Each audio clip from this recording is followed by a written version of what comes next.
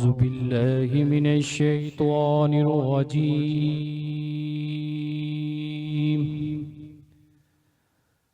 بسم الله الرحمن الرحيم.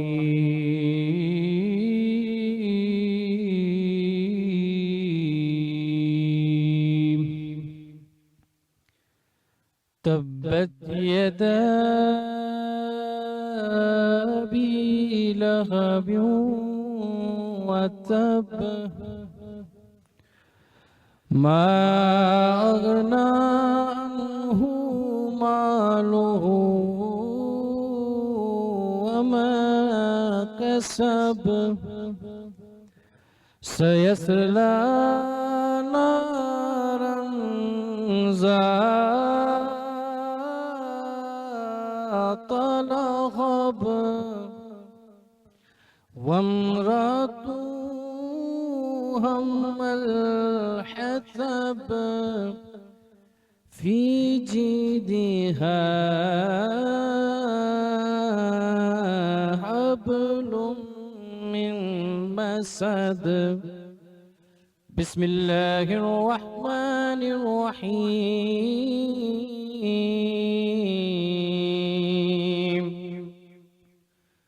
قل أعوذ برب الناس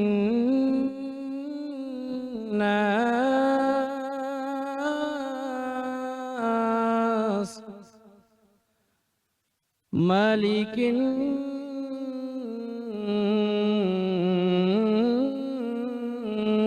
الناس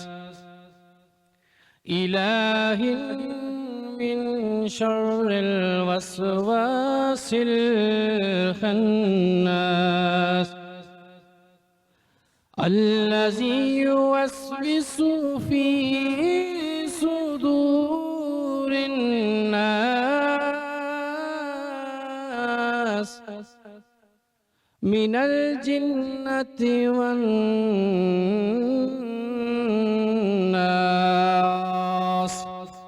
آمنت بالله صدق الله العظيم. السلام علیکم ورحمۃ اللہ وبرکاتہ. جانو کتن کو مینوالو یو ځل بیا تاسو ته هرکلی وایو د هم پښتون رمضان خصوصي ټرانسمیشن په خیر رمضان کې زه یم ستاسو خپل ارباز خان او زه یم مومنه خان. جی مومنه څنګه حال دی؟ ښه حال دی، تاسو څنګه یې؟ زه بالکل ښه یم، بالکل ټیک ټاک یم. تاسو روجې څنګه تېرېږي؟ روجې الحمدلله ډېرې ښې تېرېږي ماشاءالله. او بیا چې لکه دا ټرانسمیشن کېږي نو دې سره خو زیات مصروفیت دی. بالکل. او نن 10مه روجه ده او حضرت خدیجة الکبرى رضی الله تعالی عنها وصال ورځ ده. نبی کریم صلی الله علیه وسلم پہلا زوجہ او حضرت فاطمه رضی الله تعالی عنها والده صاحبه هغه باره کې زه یو هغه کومه چې یو فقیر چې دی هغه کور ته راغی او هغه صرف هغه مالی امدادونه کو چې کور کې سم و هغه سره هغه لور کو. هغه ډېر سخاوت پسند او اسلام پہلا هغه خزر چې کوم تجارت سٹارټ کړو. هغه نه علاوه چې د مونږ تم پکار دی چې مونږ خلکو د مدد وکړو چې کم مونږ ته خوته لکېږي. جی بالکل بالکل. الله پاک په قرآن پاک کې فرماوي چې ان اکرمکم عند الله اتقاکم، چې تاسو کې الله ته ټولو کې نږدې هغه دی کوم چې زیات متقي دی، پرهیزګار دی، کوم چې تقوا اختیاروي. نن سبا یو عجیبه غوندې یو مایند سیټ جوړ دی، یو داسې روټین جوړ دی چې کله مونږ خپلو کې کینو یاران دوستان نو څه کنسټرکټیو گفتگو نه کېږي، خو بس کوشش دا وي چې هغه بل کس چې کوم دی هغه لږ ځان نه زه انفیریر ثابته کړم. لکه څنګه چې کینو ورته وایو ما یار بس پرون مې هغه یو لیټسټ ماډل گاډی واغستو دومره قیمت یې و، هلته مې یو 2 کناله پلاټ بک کو، فلان سوسایټي کې مې دا وکړل، بچي مې په ورلډ ټور باندې لاړل. هغه بل دا سوچ کوي ښه اوکې یو میاشت پس یا هفته پس دوباره میټینګ کېږي نو هغه دویم کس پکې وایي یار تا خو هغه گاډی غوښتو، ما خو هغه گاډی واغستو. کمپټیشن تا په فلان سوسایټي کې 2 کناله پلاټ واغشتو، ما پکې د 2 کنالو بنگله واغشته، تا سره دا فون دی او ما سره دا فون دی. نو دا خبره چې ده که نه دا لږه نامناسبه غوندې ښکاري. ښه کار دی، ښه خبره ده چې تاسو د یو بل نه لږ سبقت اخیستلو کوشش کوئ او دا خبره ده. خو که موږ خپل مایند لغوندې چینج کو او دا سوچ کو چې یار زما چې کوم ګاونډي دی هغه 15 وخته مونځ کوي یار، نو زه به سوچ کوم یار چې ما ته پکار دی چې زه دا 15 وخته مونځ چې کوم دی که نه دا په جومات کې وکړم، تهجد هم ورسره وکړم، هغه صدقه کوي زه د هغه نه زیات صدقه ورکړم، هغه خیرات کوي زه د هغه نه زیات خیرات وکړم. نو که په دې کارونو کې موږ د یو بل سره لږ ریس لګو، دا یو بل د مخکې کېدو کوشش کوو، نو ما په خیال چې ډېره به ښه وشي، یو مثبت کمپټیشن به راشي او معاشره کې به یو چې کوم دی نو د خیر یو دغه به راشي. او ما په خیال چې رب هم رانه راضي شي، کېدای شي چې په دې ښېګړه کې چې کوم دی نو الله تعالی مونږ نه راضي شي، زمونږ نه صرف دا دنیا بلکې آخرت هم خوښي. یس مونږ مطلب دنیاوي شیزونو کې خو کمپټیشن کوو کنه هر شیز کې، او اسلامي مطلب آخرت د پاره مونږ سم نه کوو. نو که دغه چې کوم دی ریس مونږ ولګو او په نیک کارونو کې د یو بل نه مخکې تلو، نو ما په خیال چې ډېره ښه خبره به وي. جی زمونږ به پیکیج هم وي او نور هم د پروګرام چې کوم ترتیب دی بالکل په هغه شان به وي. خو د دې نه وړاندې مونږ ځو کچن ته او ګورو چې هلته څه حال دی. السلام علیکم افراز صاحب. وعلیکم السلام. څنګه یې تاسو؟ خیر دی جی، تاسو خیر؟ زه بالکل خیر. څنګه الله کرم دې سره. نن تاسو مونږ له څه پخلی کوئ؟ جی نن به زمونږ کچن کې پخیږي شینواری دومبا کڑھائی. جی سر دا خو زما فیورټ دی یار. بس سر دا ټول پښتنو فیورټ دی. لاست ټایم تاسو ویلي چې یو ورځ به زه تاسو سره کچن کې کوکینګ کوم، نو سپیشل ما دا راوړی ما چې نن بس تاسو انسټرکشن هم ضرورت دی. نو دا کار وسو یا خو تاسو دلته راشي زه به خو راشم. نه صرف انسټرکشن راکې مولي نور به زه دا بار زما به کوم دی انسټرکشن ورسره چلی نو دا به څه کې پخېږي جی؟ جی دا به مونږ پخو په شمع بناسپتی اینڈ کوکنگ آئل کې. شمع کا گھرانہ صحت مند اور توانا. جی بالکل مینوالو دا خو جی نن زما د چې کوم دی نو د زړه هغه څه وایي ورته یو خواهش پوره شو، ارمان پوره شو. او ما به درته وایي چې وروره دا به ته کله په مونږ باندې خورې، نو بار هغه ورځ هم راغی. لسمه روژه مونږ نه به نه هېرېږي. ګوره چې د قبولیت وخت دی، ګوره زه خو وایم چې دا د روژې میاشت ده، مونږ یو سوال کړو الله قبول کړو، داسې به نور هم سوالونه تاسو دا سوال الله به قبلوي جی، ولې نه انشاءالله نور به هم سوالونه کوو. جی پیکیج کې څه دي نن؟ یس مونږ سره پیکیج کې دی آیا صوفیا مسجد کوم چې ټرکي کې لوکیټډ دی، راځئ چې وګورو.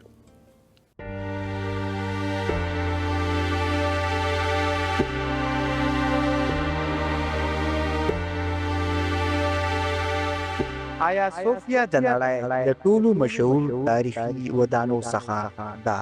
چې د ترکیې د استنبول ښار کې موجود ده.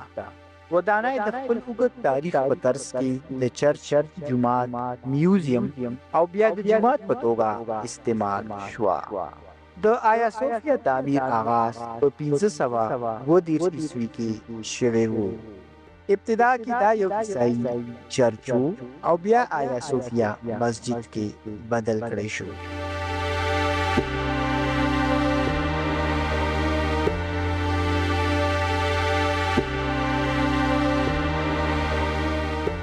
د جومات جوړېدو نه پس مینار تعمیر کړی شو. دا تقریبا 1500 کاله پورې جومات پاتې شوی و. د کال 1935 کې د ترکی بانی مصطفی کمال په دور کې آیا صوفیا میوزیم وګرځول شو. دغه دور کې دا د تاریخي او سیاحتي مقام په توګه استعمالېدو.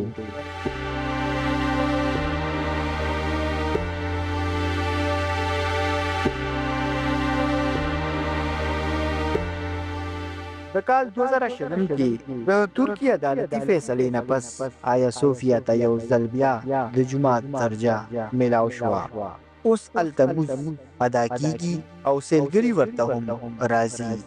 آیا صوفیا د نړۍ تاریخي ځایونو کې شامل دی.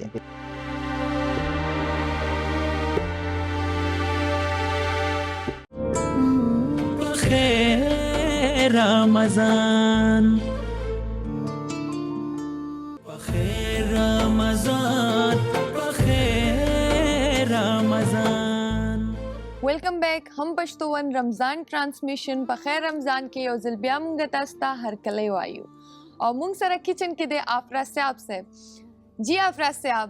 جی مومنه اوس په مونږ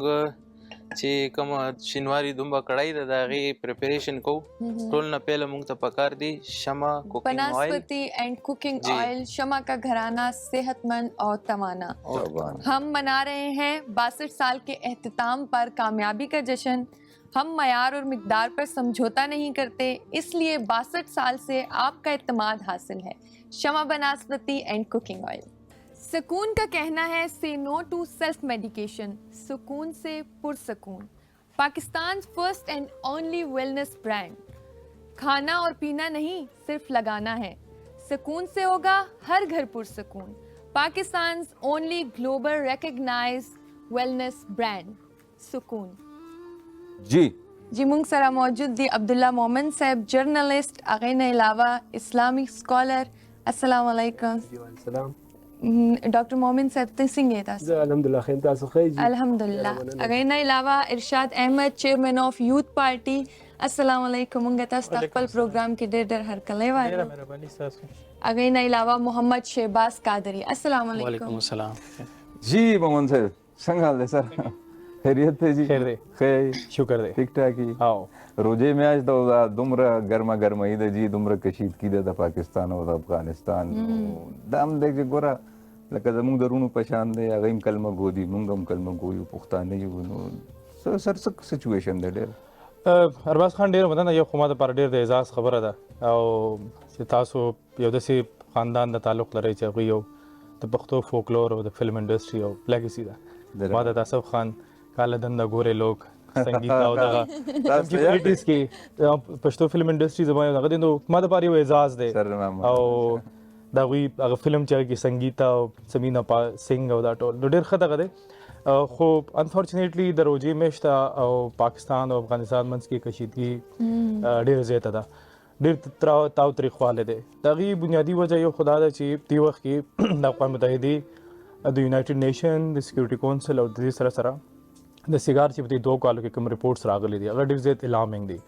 هغوی دا وایي چې په افغانستان کې کوم تراګر تنظیمونه دي هغه دوباره یو ځای کېږي لګېدي دي چې په هغه کې ټي ټي پي چې ده هغه هم ده. او سیګار دا وایي چې سیګار چې کوم د امریکې یو غټ ریپیوټډ ارګنایزیشن دی هغه دا وایي چې کوم وسله چې امریکې پرېښې وه د 2 اربو ډالرو نه زیات هغه دې وخت کې د افغان طالبان او پاکستاني طالبان استعمالوي. او بیا پاکستان 63 داسې وسلې ښودلې وي چې هغه په پاکستان کې استعمال شوي وي او هغه د امریکنۍ وسلې وي. نو دغه یو بیټل ګراوند خو دی چې هلته د ټي ټي پي ټول قیادت ناست دی او دلته پاکستان کې اټیکس کېږي. انفارچونیټلی دلته دې وخت کې موږ ته ټول نه غټه کمي چې ده هغه محسوس کېږي چې زموږ اوسه پورې افغان پالیسي نشته دی پاکستان کې. او دغه افغان پالیسي چې ده دغه د پارلیمنټ د لارې نه ده, او کومه چې د افغان پالیسي ده هغه اوس دې وخت کې چې کوم صورتحال دی هغه دوباره ریوایول کو, د هغې ریوایول پکار دی چې زموږ مسلې حل شي. زموږ یو فیلور او زموږ سیاسي لیډرشپ دا مني چې کله 2021 کې طالبان رال نو موږ په هغې ډېر سیلیبریشن وکړو او موږ دا ویل چې را د دوی سره به زموږ مسلې چې دي هغه ډېر زیاتې کمې شي. خو د هغې باوجود زموږ مسلې چې دي هغه ډېر زیاتې وړي او هغوی اوپنلی هغوی ته یو پیراډایز یو بیټل ګراوند ملاو شو چې هغوی هلته دې وخت کې موجود دي. نو افغان طالبان د دې نه انکار نشي کولی چې د ټي ټي پي پوره قیادت هلته ناست دی او دلته پاکستان کې حملې کوي. او پاکستان هم په دې باندې پوهې دی چې سفارتکارۍ د لارې دا مسلې حل کېدی شي. خو پاکستان کوشش وکړو, ځکه ډار صاحب لاړی, اسحاق ډار صاحب زموږ وزیر خارجه, بیا محسن نقوي صاحب لاړی, د هغې نه علاوه صادق صاحب 2 دورې وکړې او د دې سره سره پاکستان هلته سټرایکس هم وکړو. خو هغه رنګې مسله چې د هغه اوسه پورې حل نه ده. نو په دې جنګ کې لوزر چې دي هغه افغان طالبان دي او پاکستان دی, او په دې جنګ کې وینر چې دی هغه ټي ټي پي دی او الټیمیټلی د دې کاسټ چې دی هغه سیویلینس دي. سر د دې لایک بیک اپ خو ګوره دغه دی چې همدغه انډیا ده, هغوی چې کوم دی دوی فنډینګ کوي او بلکې یو 2 ورځې مخکې خو ما دا دغه کتو چې نیتنیاهو هم چې کوم دی نو اوپنلی سپورټ کړی دی افغانستان, هغوی ته هم څه فنډ ورکړي. هغه ډېر خلکو هغې باندې دوکه شوي, هغه ویډیو چې هغه اے آی جنریټډ وه کوم چې د نیتنیاهو جوړه شوې وه هغه به دا چونکې سوشل میډیا د دې دغه کړي ده نفي کړي ده. جی جی بالکل هغه اے آی جنریټډ ده. او نو خدا دې چې دې کې هېڅ انکار نشته چې دې وخت کې مطلب د انډیا یو انفلوئنس خو شته په افغانستان کې, بلکې انډین انفلوئنس نه دی بلکې په دې ریجن کې چې کوم د چاینا انفلوئنس دی او د دې سره سره نور ملکونه چې کوم دلته سرمایه کاري کوي نو دلته د یونایټډ سټیټس خپل سټیکس دي. مطلب دې وخت کې امریکا چې دغه د CIA په شکل کې په کابل کې اوس هم ناسته دغه ټول نظام چې دغه په کیش باندې چلی په کیش اکانومي باندې د دې سره د انډیا هم خپل انفلوئنس ته په دې ریجن کې او خبره ده چې اوس زمونږ مطلب فارن پالیسی چې کله تاسو وایي نو په هغه کې خپل ارڅ بدلول شي خپل گاونډي چې هغه نشي بدلولای نو دی وخت زمونږ گاونډي ته او غټه وجه ده چې افغان طالبانو کې ځینې خلک دا غني چې د TTP خلاف د اکشن واخیستل شي خو بدقسمتي دا ده چې هغوی هم 40 کاله دلته د دوی سره تیر کړو په وزیرستان او په علاقو کې نو هغوی اوس هغه رنګي هغه دغه یو فیکټر دی چې هغوی نشي بل دا دی چې ټول نغټ ترټ هغوی دا غني که چېرته دا 10,000 یا 15,000 یا 16,000 TTP خلکو خلاف چې د کوم کاروایانې وکړي نو دا غي الټیمیټ نقصان دا دی چې دا داعش تتلی شو موږ د پر یو نوې محاذ چې دغه کلاول شي خو صرف افغانستان کې باقي چې TTP موجود ده خو زموږ انټرنل سکیورټي فیلورز هم دي هغه موږ له ایډریس کول پکار دي اسلام آباد بلاست چې دي د دې سره سره زموږ پولیس په ټارګټ باندې کله تاسو د لاست پوینټ سکیورټي رپورټ وګورئ د پاکستان انسټیټیوټ اف کانفلکټ اینڈ سکیورټي سټډیز یو لس کاله پس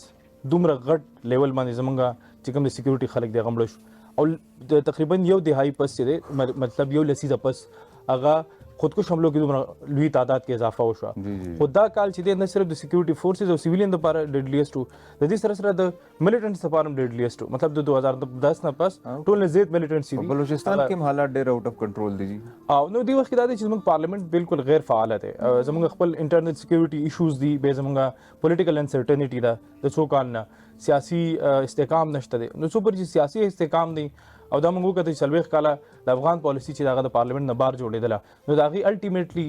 فائدہ نه راځي نو دا فائدہ اوس دا ریوایو کول پکار دی ریوایز کول پکار دی چې طالبان چې دی هغه التهر څوک ناسي هغه زموږ خپل سټیکس پکار دي او موږ له الته په مستقبل کې چې موږ کومې غلطي ماضي کې کومې غلطۍ کړې موږ له پکار دي چې موږ مستقبل کې الته جمهوریت حکومتونه سپورټ کو جی مومن صاحب څنګه الله جی خیر تاسو الله ډېر کرم ډېر مننه جی الله عزت وکړه مومن صاحب دغه خبره روانه ده مومن صاحب چې کوم دغه ذکر وکړو لکه اغویم کلمه ګو دي موږ هم کلمه ګو مسلمان اغویم چې کوم دی په جهاد باندې ډېر کامل ایمان دی زمونږ هم دی او بیا د یو مسلمان چې د مسلمان خلاف جنگيږي دې بس وایي سره جی تاسو پاکستان د حالاتو ته وګورئ نو زمونږ د کامه پاکستان نه پس چې زمونږ یو خو محاذ چې کولاو شوی دی نه دی بند شوی جی مسلسل هغه محاذ کولاو دی 65 71 کارګل نو یو طرف باندې د مشرقي سرحد باندې جی مونږ په ټینشن کې یو مسلسل او ایران سره هم زمونږ په پاست کې داسې مسایل راغلي دي یو داسې ځای و چې هلته کې زمونږ دا کلچر زمونږ دا خوراک سکاک زمونږ دا ټول څیزونه هغې سره ډېر کامن وو او ډېر څیزونه داسې وو خو چې دا یو ملت کې خدا एकदम دا هر څه نه کېږي مونږ افغانستان سره جی چې هغه وخت نه دلته کې خانه جنګي او مسایل شروع شوي نو پاکستان هغې یو داسې سپورټ کړی جی 40 کال هغې دلته کې هر طریقې سره پاکستان د هغې سپورټ کړی دی زه دا نه وایم چې دی کې مونږ نه غلطیان نه دي شوي انسان دی کېږي خو د مونږ چې هغې باندې یو قسم جی ډېر زیات احسانات دي زمونږ په هغې باندې خبره دا ده چې پرابلم راځي د هغې دا مطلب نه دی جی چې ته لاړ شې او زموږ د دشمن سره ودرېږې اوس دا خبره صحیح ده چې AI جنریټډ ده خو هغه پس منظر کې چې هغه بیک باندې انډیا او د اسرائیل دا ټول د افغانستان او دا خلک دونه نه اوس پوهېږي چې تاسو هغې سره ودرېږئ آخر خو به مونږ دې له راځو آخر خو به د ټیبل ټاک له مونږ راځو خو دا خبره مناسب نه ده جی په دې باندې مونږ ته ډېر زیات افسوس دی زړه هم خفه دی جی دا زموږ خپل زړونه دي څنګه چې تاسو خبره وکړه په هر یو چیز باندې زموږ یو شان یو خو دا خبره صحیح نه ده او زه امید کوم جی چې انشاءالله تعالی زر تر زر دا مسله حل شي خو دې کې په طور جی اسلامیات طالب علم زه به یو خبره کوم جی چې دا چا خوښه وي د جهاد خپل تعریف وکړي یو کس مونږ له جهاد دا تعریف کړی و چې جهاد دې ورځئ پی نو هغې د انجام اوسه پورې جی مونږ د هغې نه خلاصې نشته نو کم از کم دې ته هم پکار دی اسلام صرف د دې دا اوس د روژې د برکتونو رحمتونو میاشت ده دا اسلام صرف د دې شیز نوم نه دی اسلام د رحمتونو او د یو بل لپاره اخلاص او ایثار د دې درس مونږ نه ورکوي چې مونږ به صرف او صرف اخري هر به مونږ دپاره دا ده چې یاره بس یو بل به مونږ دا دی نو دا ختمو خدا څنګه چې دی عبدالله محمد صاحب خبره وکړه چې دا پاکستان کې اوس چې کم دا دهشتګردي ده دا شروع د جی دا جی. تانې پانې چې کم دي د هغې هلته کې ملاویږي نو لکه ګزاره پکار ده جی لږ خیال وکړئ جی. بالکل جی. جی ارشاد صاحب عبدالله صاحب ډېر ډیټیل سره خبرې وکړې او زه به دا ووایم چې لکه اوسه پورې مونږ ملک چې دی نو مونږ د ټیرریزم نه د بدامنۍ نه او د دغې فیز نه مونږ نه وتو او دا اوس چې کوم سچویشن جوړ دی نو دا خو هغه خلک دي چې مور دین 40 ایئرس چې کوم دی نو زمونږ ګورنمنټ یا زمونږ پښتنو سپیشلی دې ته شلټر ورکړی او دې دلته راغلي وو مونږ یې مهمان نوازي کړې وه او تر اوسه پورې چې دی نو زمونږ په ملک کې هغوی روزګارونه کوي یو سټیبل پوزیشن دی او هغوی لګیا دي د نور زمونږ د دشمن ملک سره هغوی یو ځای کېږي او د هغوی د دې په اوږه باندې ټوپک دي او په مونږ یې استعمالوي. نو زه دا تپوس کوم چې دا کم شریعت دی یا دا کم جهاد دی چې تاسو هلته نه ډز کوئ نو مسلمان وژنئ او دلته نه بیا که مونږ ریاکشن کوو د خپل ځان یا د خپل ملک د ډیفینس نو بیا هم زه تا وژنم ته مسلمان یې نو ګټه کوم ځای وشوه آیا دې جنګ کې به کوم ځای کې مونږ ګټې طرف ته لاړ شو آیا مونږ که خپل سرحدات ډیفینس کوو نو هغه هر ملک ته فرض دي چې وکړو هر ملک باشنده خلکو ته فرض دي چې خپل فورسز سره ودرېږي مونږ خپل فورسز سره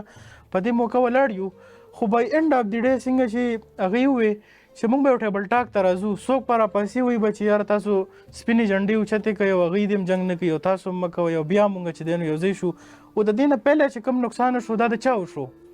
دې خوا څوک مړه شو اخوا څوک مړه شو نقصان د چا وشو انرژي څونه صرف شوه نور ملکونو ته زمونږ څه امیج روان دی څومره نقصان دی ټیرریزم روان دی زه به کله څنګه ووایم چې یاره زما په ملک کې د ټوریزم پروموټ شي دلته بدامني ده دلته جنګ دی زما خلک نورو ملکونو ته ځوانان ځي هغوی ته ویزاز ایشوز راځي بیریرز ډېر زیات دی نه کریټ کېږي نو په دې موقع باندې خو زه به دا ووایم خپلو ځوانانو ته چونکې ستاسو د په وساطت سره چې په دې موقع چې کوم اوس سچویشن کریټ دی چې څنګه مومن صاحب ووایي چې یاره اے آی جنریټډ یو ویډیو وه نو سوشل میډیا باندې چې کوم وار روان دی هر یو سړی لګیا دی په دې موقع یا دې ټاپک باندې خپل فیسبوک آی ډي نه انسټاګرام نه پوسټونه کوي نو مونږ به دا کوو چې یاره په ملک کې دننه مونږ تقسیم نشو چې مونږ ټول ملک مونږ یو ځای ودرېږو مونږ خپل فورسز سره ودرېږو خپل ملک سره ودرېږو خپلې جنډې لاندې ودرېږو دا نه چې مونږ دلته کې د مختلفو قام پرستو ښکار شو یا د مختلفو ژبو باندې مونږ تقسیم شو نو داسې سچویشن کې بیا ګټه نشي کېدی او بل چې کوم ټرو انفارمیشن دي چې هغه مونږ پروموټ کړو نورو خلکو ته دا نه چې مونږ د خپل ملک نه غلط انفارمیشن په خپل سوشل میډیا په دې څیزونو باندې مونږ پروموټ کوو. صحیح خبره ده جی. مومن صاحب هغه یو متل دی د پښتو وایي کټې چې زور کوي نو د موږي په زور کوي که نه افغانستان سره دومره جدید اسلحه شته یا ګوره 5th جنریشن روان دی لکه ایز کمپیر ټو هر ملیټري چې کوم دغه دی که نه اچیومنټ مونږ سره خو ایر کرافټس هم دي مونږ سره چې کوم دی نو سر لکه نیوي هم شته ایر فورس دی دغه دی هغوی سره څه داسې جدید ټیکنالوژي شته یا هغه په کوم بیس باندې دومره مطلب دی چې کوم دی ایروګنټ دی یو کمپیریزن خو بالکل نشته دی کمپیریزن د پاکستان چې کوم د ملیټري اکوپمنټس دي یا د ملیټري سټرینث دی او د افغانستان بالکل نشته مطلب دی وخت د هغوی ایر فورس بالکل نشته دی مطلب یو د هغوی جهاز چې دی چې کوم د سورلو جهاز دی هغه پایلټان شته هم موسټلی افغانستان نه دي نو دی وخت یو کمپیریټیولی که ته تقابلي جایزه کې نو د پاکستان او د افغانستان خو مطلب اس ملیټري سټرینث کمپیریزن نشي کېدی ځکه چې پهلګام نه پس څنګه چې موږ انډیا سره جګړه وکړه د هغې نه پس پاکستان په ریجن کې په ډیپلوماسي کې یو اهمیت دی نو دا خو کېدی نه شي خو دویمه خبر دا چې افغان طالبانو چې کوم امریکې خلاف جنګ وکړو یا د روس خلاف یې جنګ کړی امریکا خو هغه وخت هلته کې وه که نه نو هغې باندې د هغوی یو مورال چې دی هغه ډېر اوچت دی او د هغې بنیادي وجه دا وه چې هغه د افغانستان خلاف جنګ کړی د روس خلاف جنګ کړی بیا هم لکه یو جذبه وه چې زه یو کافر خلاف جنگیږم یا نان مسلم جنگیږم کنه هلته یو سیناریو لږ ډیفرنٹ و مطلب روس خلاف چې کوم جنګ کړی په هغې باندې هم ډېر اختلافات دي اوس مولانا فضل الرحمن صاحب هم او مفتي محمود صاحب هم ټول دغه یو خبره کوله چې د روس خلاف جنګ چې و هغه جهاد نه بلکې فساد و او ټول خلکو چې دی هغه د امریکې جنګ و به موږ هغه وکړو هغه هم د امریکې په تعاون وشو که به د امریکې خلاف جنګ و هغه هم د ریجنل طاقتونو نو هغه د هغوی دا وایي چې اوس هم هغوی پهله په غره کې ناست و اوس په کابل کې ناست دی نو د غره نه تا ګوریلا وارفیر کولی شو خو د کابل نه ته ګوریلا وارفیر نشي کولی ته د هغې دپاره تا سره جدید اسلحې پکار دی چې ته ستا یو ایر فورس وي، بیا د دې نه علاوه ټیکنالوجي و ضروري نه تا سره د 8 لکه فوج وي یا تا سره د 9 لکه طالب وي، تا سره ټیکنالوجي، تا سره ایر فورس دا دوه څیزونه ډېر زیات ضروري دي. د نیوي اهمیت هم هغه عمره نه دی څومره چې دی وخت کې د ایر فورس او د دې دی. نو بالکل دا خو نشته دی کمپیریټیولی، خو بیا هم مطلب ډیپلوماسي ته یو چانس ورکول پکار دی. اوس د اسحاق ډار صاحب او د سعودي چې کوم وزیر خارجه دی فیصل فرحان، د هغه منځ کې رابطه وشوله. قطر هم سالسي کوشش کوي. غټه وجه دا ده چې دوان طرف ته زمونږ ګاونډین دي، بیا زمونږ بارډر دی، زمونږ ټریډ چې دی هغه ډېر متاثره دی. او بیا دغه ټریډ نه متاثره خلک چې دی هغه د قبایلي علاقو خلک دي چې هغه د دهشتګردۍ نه متاثره دي، اوس د ټریډ نه. نو افغانستان له هم دا څیز ریالایز کول پکار دی چې پراکسي وار چې دی هغه نو سلوشن نه دی په ډیپلوماسي کې. او که ټي ټي پي خلاف هغوی مطلب په جیل کې نه اچوي، څنګه چې وزره طالبان د اشرف غني په وخت کې په جیل کې هغوی اچولي، هغه پاکستاني افغان طالبانو را خلاص کړل. چا چې زموږ سامپتیز وو، چا ویل چې they are breaking the shackles of the slavery، او چا ویل چې نه طاقت تمہاری خدا ہمارا ہے، او چا یې کپ اوچت کړی هغه ویل چې everything will be okay but nothing is okay. اسحاق ډار صاحب زموږ وزیر خارجه دا ویلو چې موږ پاکستان دی وخت کې دغه سرینا هوټل کې د یو کپ چې کاسټ چې دی اوس پورې پے کوي. نو دا یو سیز دی وخت کې، او مطلب یو انکلوسیو پالیسی ده چې هغه کې پارلیمنٹ څو پورې ان بورډ نه، څو پورې سیویلین قیادت ان بورډ نه، څو پورې زموږ سیول سوسایټي ان بورډ نه، هغه پورې د افغان پالیسی چې د هغه الټیمیټلی څه فائدې نه راځي. نو دی وخت کې ریجنل ملکونه هم لګي دي، هغه کوشش کوي چې ډیپلوماسي وکړي او د دواړو ملکونو منځ کې تاو طریقواله چې کم شي. ځکه د هغې بنیادي وجه دا ده چې د هغې غټ ټارګېټ چې دی هغه سیویلین دي. پاکستان کوشش وکړو د ټي ټي پي خلک هلته په افغانستان کې ټارګېټ کړو. خدا دی چې افغان طالبان له اوس پکار دی چې که ټي ټي پي خلاف هغه په جیل کې نه اچوي، ایټ لیسٹ هغه دومره پورې کنفاین کړي چې هغوی د پاکستان خلاف کاروایان نه کوي. سر لکه ما یاد شي چې کله دوی د روس نه خپل ازادي واغسته که نه، د هغې نه پس بیا دوی خپلو کې دومره د روس ازادي خلکو ته وایي، خو موږ وایي چې امریکایي ازادي واخیسته. سر لکه صدر برهان الدین و حکمت احمد شاه مسعود و ګلبدین حکمتیار بیا دوی خپلو کې په جنګ شو. نو که تاسو ته یاد وي چې بیا ضیاءالحق صاحب دوی ټول خانه کعبه ته بوتلي وو. بالکل 93 هغلته خانه کعبه کې په دوی باندې چې کوم دی نو خانه کعبه باندې لاس یې خیو، بلکې سر تاسو دا دغه کوي او دوی خپلو کې قسم خوړلی و چې یار موږ به په خپلو کې نه جنګېږو. د هغې نه باوجود چې دوی واپس راغل سټل چې کوم دی نو زموږ د وړوکوالي دا خبره وه، او دا د یو 13-14 کاله کېږي خو افغانستان سټیبل نه شو. نو یو مطلب چېرته دی ګوره تاسو لږ مذهبي په دغه باندې چې دومره مقدس ځای ته تاسو لاړ شئ او قسم وخورئ. دا حقیقت دی ارواز صاحب، دا بالکل دا خبره بالکل صحیح ده او زما په یاد کې دا خبره جی دا دی خانه کعبې ته دی ټول ضیاءالحق صاحب بوتلي وو جی بوتلی وو جی دی ټول تللی وو جی حکمتیار صاحب او نور ورکې دا ټولو. نو هغې نه پس دا مسایل د دې مکه شان دي او دا جګړې او دا دغه روان دي. عبدالله صاحب د پالیسي خبره وکړه، د پالیسي فورن پالیسي یا د جنگ پالیسي به هله جوړېږي جی. هغې له موږ الله راځو چې کله زموږ د کور د امن پالیسي خپل نور معاملات زموږ ټیک شي نو موږ به هغې له ځو. او دویمه خبره ارباز صاحب تاسو وکړه جي چې هغې سره دونه اسلحه یا دا شته یا نه. دې کې چې دوه درې خبرې دي. پهله خبره خو دا ده چې د دې چې کوم هسټري ده که نه جنګجو خلک دي دا خبره خو به منئ چې د دې د جنګ منګ دي دپاره ګپ دی جي موږ دپاره اوس دا ټینشن دی خو دې دپاره دا. دویمه خبره دا ده چې تاسو دغه خبره وکړه چې د امریکې خلاف او د روس خلاف د دې یو جذبه وه جی انټي پاکستان سیګمنټ اوس تاسو ته پته ده جي دا څونه زیات زموږ خلاف د دې اوس نفرت دی. زموږ د کرکټ میچ کې تاسو ګورئ د دې باندې یو عجیبه دغه شي ټوله دنیا نه میچ بیلي، د دې پروا نه موږ نه میچ بیلي نو په جړا شي او یو بل لنګ د دې باندې یو ټینشن راشي. نو سر جي دی کې درېیمه خبره ده که دې سره دا ماډرن اسلحه نشته خو دې ته دا پته ده چې یاره موږ ته میلاویږي، موږ به چا لاس دی نه موږ ته به دا شی راځي. نو دې ته دا پته ده دې خپل دغه باندې نه دي خو دا اوس په دې دغه کې پاکستان په دې نفرت کې زه دا بیا وایم چې موږ نه غلطیانې شوي څنګه سر وایي چې موږ نه غلطیانې شوي دي دې کې سر، خو دې دا مطلب نه دی چې ته لاړې او هغې سره ودرېږې سبا لکه رونه خپلو کې که ډېر هم دغه شو واپس خو به راځې. بلکې دا خو د پښتنو کلتور دی چې د رور به رور سره اختلاف وي چې بارانې راشي نو دا رور خپل رور سره ودرېږي که نه واپس به بیا موږ له راځې سر تېښته خو نشته چې موږ له به راځې جي. قسمونه یې کړي خو هغه پهله افغانان دي بیا مسلمانان دي. صحیح خبره ده. نه موږ هم تبلیغ والا وایي که نه پهله ته مسلمان بیا انسان یې شی سرجي وران دی که نه هغوی افغانان دي پهله وایي که نه ما ټیټ ورته لیمه کړه زما سر نه ټیټېدی شاید چې په الفت کې هم افغان پاتې کېدو. حمزه بابا جی جی سر دا اوس خبره دا روانه ده جی ګوره چې بارډرز بند وو دا وروسته ورځې تجارت بند وو ټرکونه هلته د انارو ولاړو د انګورو ولاړو هر څه خراب شو لکه د دې طرف نه هم ریسټرکشن او سختي وه که نه نو یو انار رانغی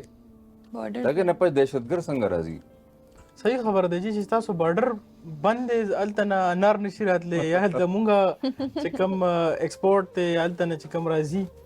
نو نقصان خو نقصان دی خو دهشتګر دی په کومه راوستل په هوا دی راوستل بارډر دی ورته کولاو کو څه دی وکړل نو دا یو ډېر غټ کوېشن دی په دې په بارډر سیکیورټي باندې هم چې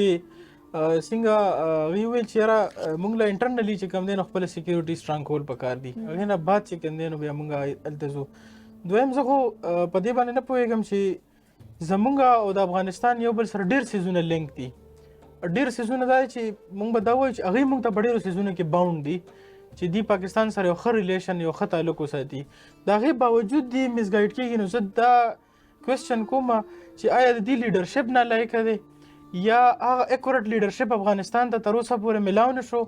چې یاره د افغانستان دپاره یو ښه لار چې کوم دی نو دی وګوري او هغه افغانان چې یاره دا خلک دی لیډ کوي او پاکستان چې لکه کمپیریزن نشي کېدی زموږ سیکیورټي سره د هغوی زموږ د فورسز سره زموږ د ایر فورس سره زموږ د زمینی پوج سره او هغوی سره دی چې کوم دی نو په مختلف طریقو سره چې دی نو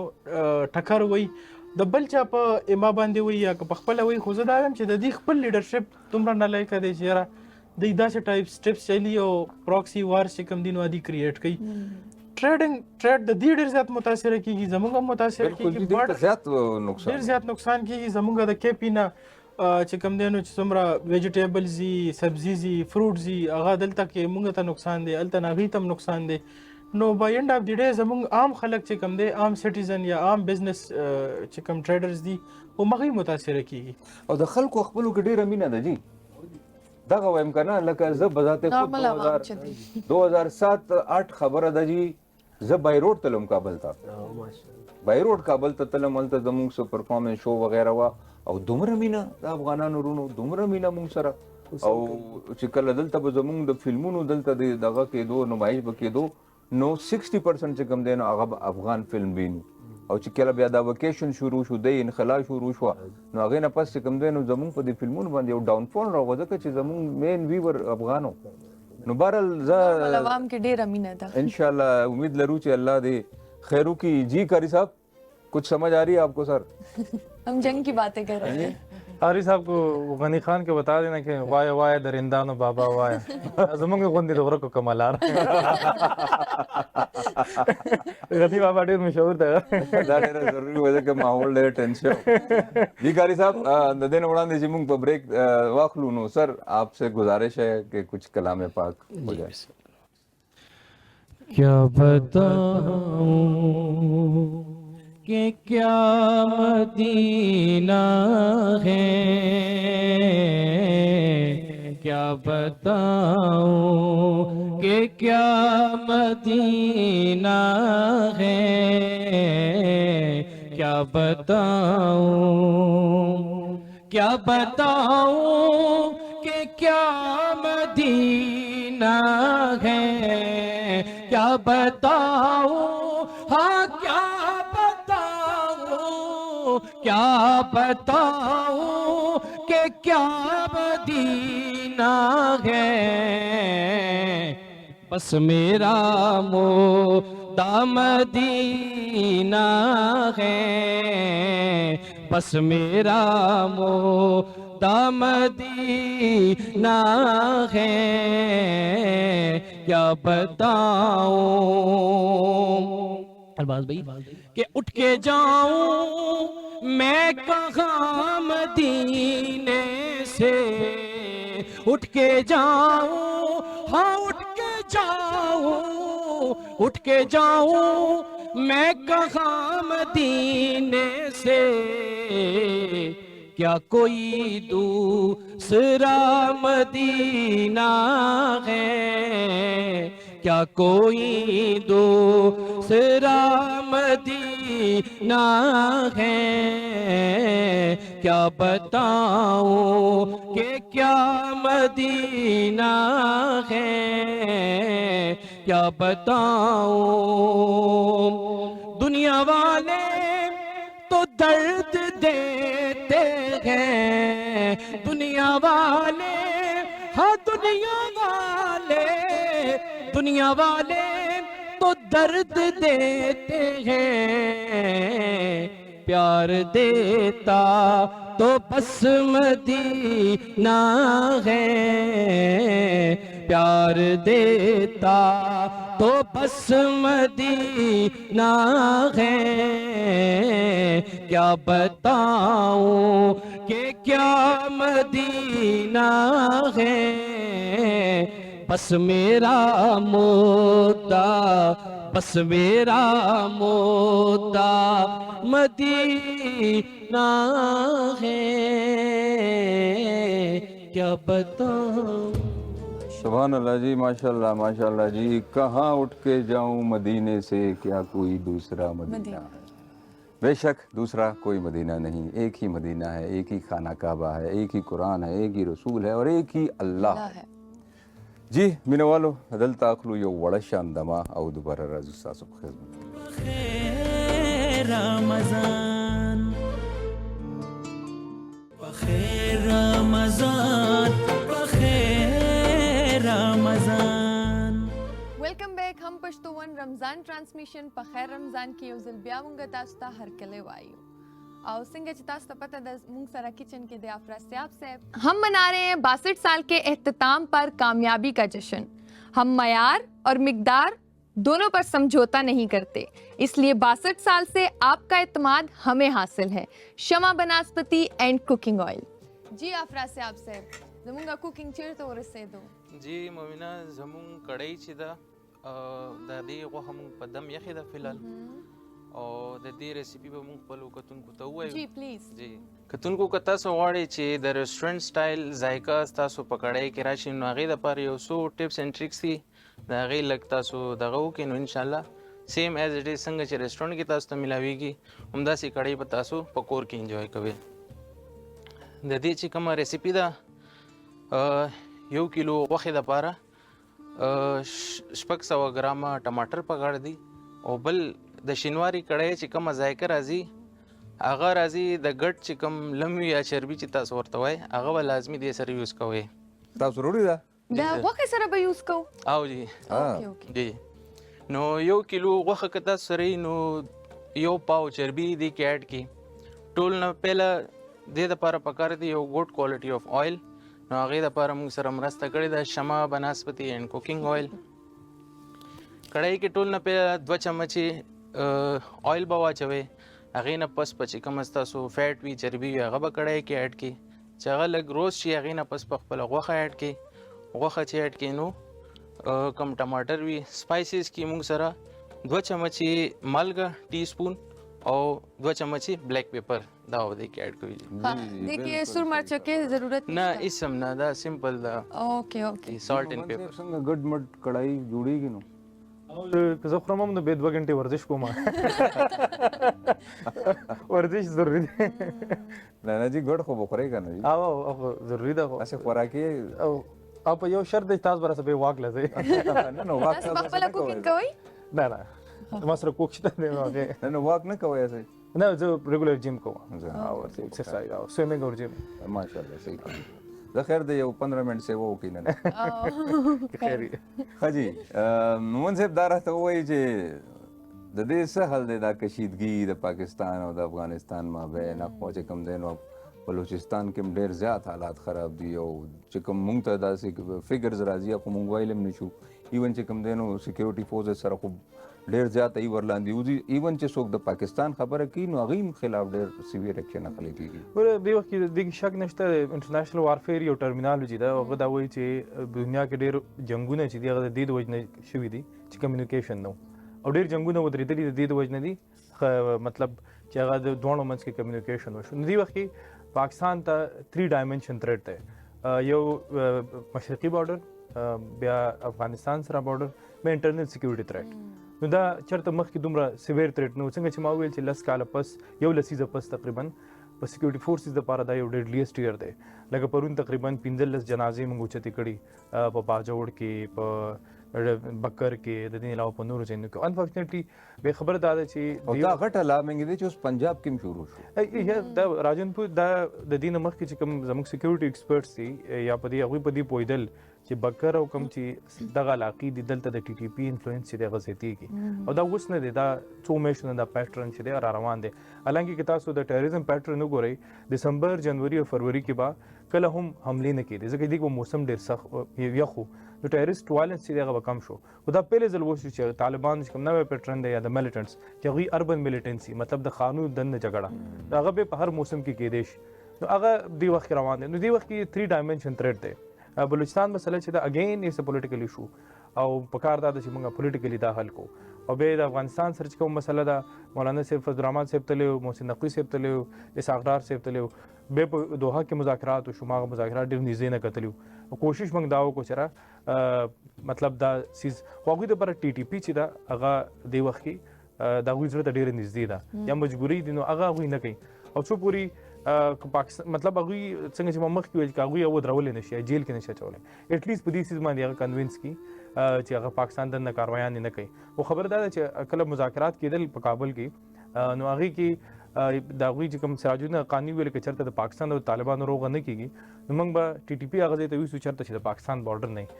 نو هلته چې د مفتي نورولي محسود راپاس دلته جګړه جوړه شوه کابل کې دننه، هغو ته یاره تا ماته ویل چې غټ جهاد به د امریکې خلاف کېږي چې امریکې شکست ورکړو بیا د پاکستان خلاف یې کوو. نو اوس ته څنګه وایي؟ نو دې وخت کې هغوی په دې اخلاقي جواز کې په دې ځای کې هم ډېر زیات خراب گیر دي.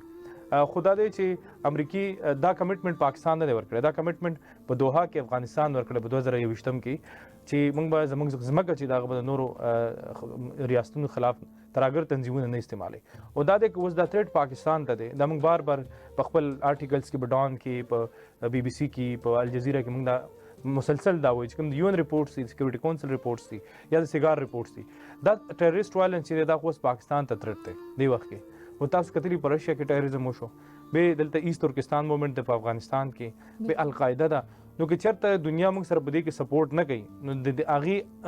انډایرکټلی چې دی دا تھریټ امریکې ته هم جوړېدی شي، دا سنټرل ایشیا او ساوت ایشیا ته هم جوړېږي او د دې په ضد کې یورپ هم راتلی شي. تاسو امریکا کې وکتئ دغه د افغان وګړی چې هغوی په سکیورټي د هغوی په فایرنګ وکړو. نو دې وخت کې چې کوم انکلوسیو پالیسي پکار ده ټولې دنیا له دا په دې جنګ کې پاکستان ځان له یوازې نه دی پرېښودل پکار. مومن صاحب تاسو ته څه لګي مطلب د آخري حل به څه وي؟ میمونه زه خو ډیپلوماسي والا سټوډنټ یم یا د فارن پالیسي سټوډنټ یم، پاکستان دفتر خارجه رپورټینګ کوم 15 کاله وشو. نو زه خو کارباز سره مې په پټي لاندې که په ځمکه مې په معدنیاتو مې زه به سره خبره کوم، کله به د کالر نه ګریوان نه نیسم. زه خو د ډیپلوماسي سټوډنټ یم او په کار ده چې ډیپلوماسي وشي. هلته په افغان طالبانو کې هم زیاتره خلک یو سافټ کارنر لري د پاکستان طرف ته، خاص کر حقانی گروپس. نو په کار دا ده چې د ریجیم چینج نه ښه دا ده چې موږ مذاکرات دوباره یو لار ورکړو، هغې دپاره ریجنل پاور چې دی هغه خپل کردار ادا کړي. مومن صاحب ګوره که داسې موږ اوورال د دې یو تجزیه واخلو که نه نو داسې ښکاري چې دنیا کې اړو قانون پاتې نه شو، د ځنګل قانون شو، مایټ از رایټ. امریکا لګیا د جی راځي مودورو صدر اوچتوي د کوره وینزولا نه اوځي خپل سړی هلته کښېني، یس ماسټر جي زما د وینزولا نه ګولډ پکار دی، یس سر زما د وینزولا نه تیل پکار دی، یس سر. نو هغه تاسو والا خبره هم صحیح ده خو لکه اوس خو دا څه بل طرف ته دا دنیا روانه شوه که نه. نو جی په دې باندې به تاسو دا خبره جی ستاسو بالکل صحیح ده، خو جی ستاسو کور کې ستاسو د خوښې نه بغیر څوک مداخلت نشي کولی، یا دننه به څوک ورسره میلو وي هغې نه بغیر نه کېږي. جی تاسو جی دی دغه ته وګورئ، دا اوس ما مخکې هم خبره وکړه یو ورځ کې خدا نه کېږي، تاسو لږ د دې پسې منظر ته لاړ شئ. مونږ د بطور اسلامیات طالب علم به زه دا خبره وکړم نو مونږ دا ویلي که نه چې قرآن دا آیتونه مونږ د جهاد دپاره استعمال کړو چې دا جهاد دی او راځئ ورځئ پې. هغه چې رشیا لاړو نو بیا مونږ وایي چې یاره اوس د امریکې خلاف جهاد دی، چې امریکا لاړه نو اوس څنګه خبر وکړه هغې وایي چې اوس د پاکستان خلاف جهاد دی. نو دې کې چې بنیادی کردار زه یم چې پهله خو به دا وي چې وي کین ناٹ افورډ نو بډي کین افورډ وار که نه، دا خو ممکنه نه ده. په هغې کې د امریکې ټول نه غټ منافقت دا و چې هغوی دپاره هولي فایټرز وو ټل 1988 خو چې کله به 9/11 وشو به هغوی نه دا ټیرریسټ نو مطلب هغوی دپاره دا د هغوی د ریجن یو دغه دی چې لکه په عراق کې ورته څه میلاو نه شو بیا وینزویلا کې وګوره هغوی دا پیټرن دی هغوی مطلب 9/11 هم سر څومره بگ سکیم یو د اوسپنې سټرکچر دی او یو جهاز چې کوم دی هغه بره هټ کیږي او لاندې نه بلډینګ څنګه کولاپس کیږي خو بیا وروسته پته ولګی چې کې ډاینامایټ ځو اور ان ایوریثینګ بالکل دی کې شک نشته مطلب 23 کې جون کې زه نیویارک کې وم اگست کې ما د خلکو د مین د فیلینګز کتل په ورلد ټریډ سنټر باندې زه ولاړم ما سوري دا مې شو د سپټمبر یونایټډ نیشن اجلاس نه موږ وروته نو موږ سره وزیر اعظم ګراوند زیرو ته انوار الله کاکړ د خلکو هغه عیسایان مسلمانان مختلف خلکو هغوی میموریز ډېر پینفول وو هلته په دغه کې نو واقعي ډېر زیات دردناک عمل وو جی سر 2009 کې امریکا کې وم زه چې واپس راغم زه اوس مشرق کې چې زما کالم راځي زه مشرق کې لیکم دي نو ما لیکلی چې امریکا نه ښه ملک دی د منافقت خبره کوي په دنیا کې نشته 2009 کې جی دا اکانومی کرایسس په ټاپ باندې و ما چې هغه ځای کې د خلکو خوشحالي وکړه مر یار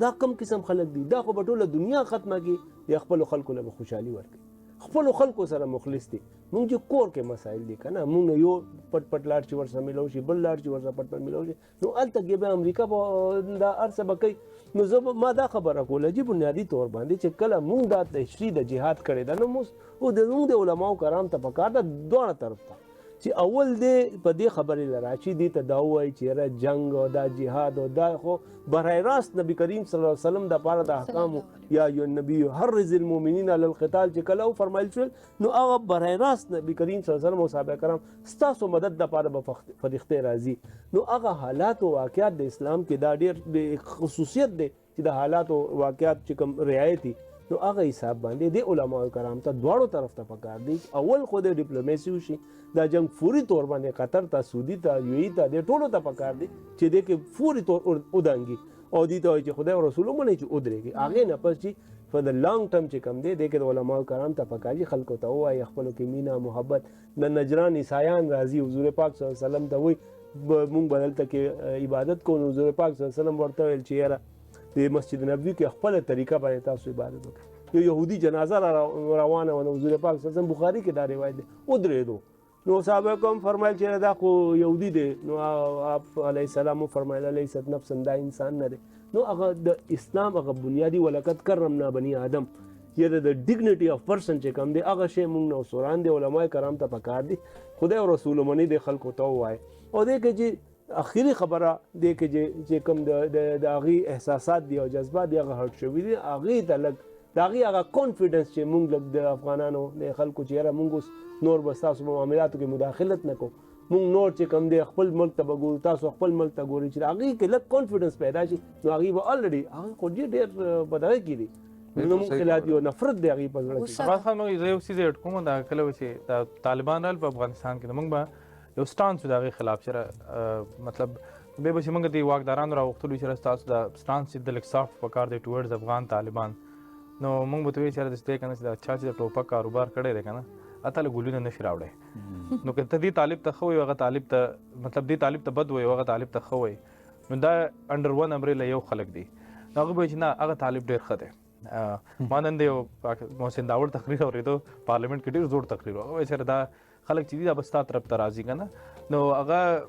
هیلری کلنټن ډېر مشهور یو کوټیشن و هغه به خلکو استعمالوي چې if you are keeping snakes in your backyard so ultimately it will not bite only your neighbors but one day it will turns on you نو هغه چې کله ته په خپل کور کې د سام ساتي نو هغه به صرف ستا ګاونډی نه چی یو ورځ به تا پسې راځي دا یو دغه دی پکار دی جی جی بالکل وہی کہنا چې هغه حضرت علی کرم الله وجهه فرمان دی کنه چې پچا باندې احسان وکړي نو د هغه د شر نه هم ځان ساتي سید رحمان بابا دغه هم دی کنه چې کوی هم کنه د بل سړي په لار کې درستا به د کوی په غاړې په غاړه لار شي جی ارشاد صاحب نو زه دا وایم چې مونږ خو ته نه کونی مطلب کوی که نهستي دي نم چې دی نو هغې سره هغه کړي دي خو خم ورسره ډېر کړي هغه ښه چې دی نو هغه اوس لګیا دي بدیږي لکه دلته کې افغانستان خلک چې دلته کله راغلی و څومره محبت زموږ پښتنو ورکړی دی کیمپونو ته بتلل ایون بیا دومره هغه سیوا شو سردا د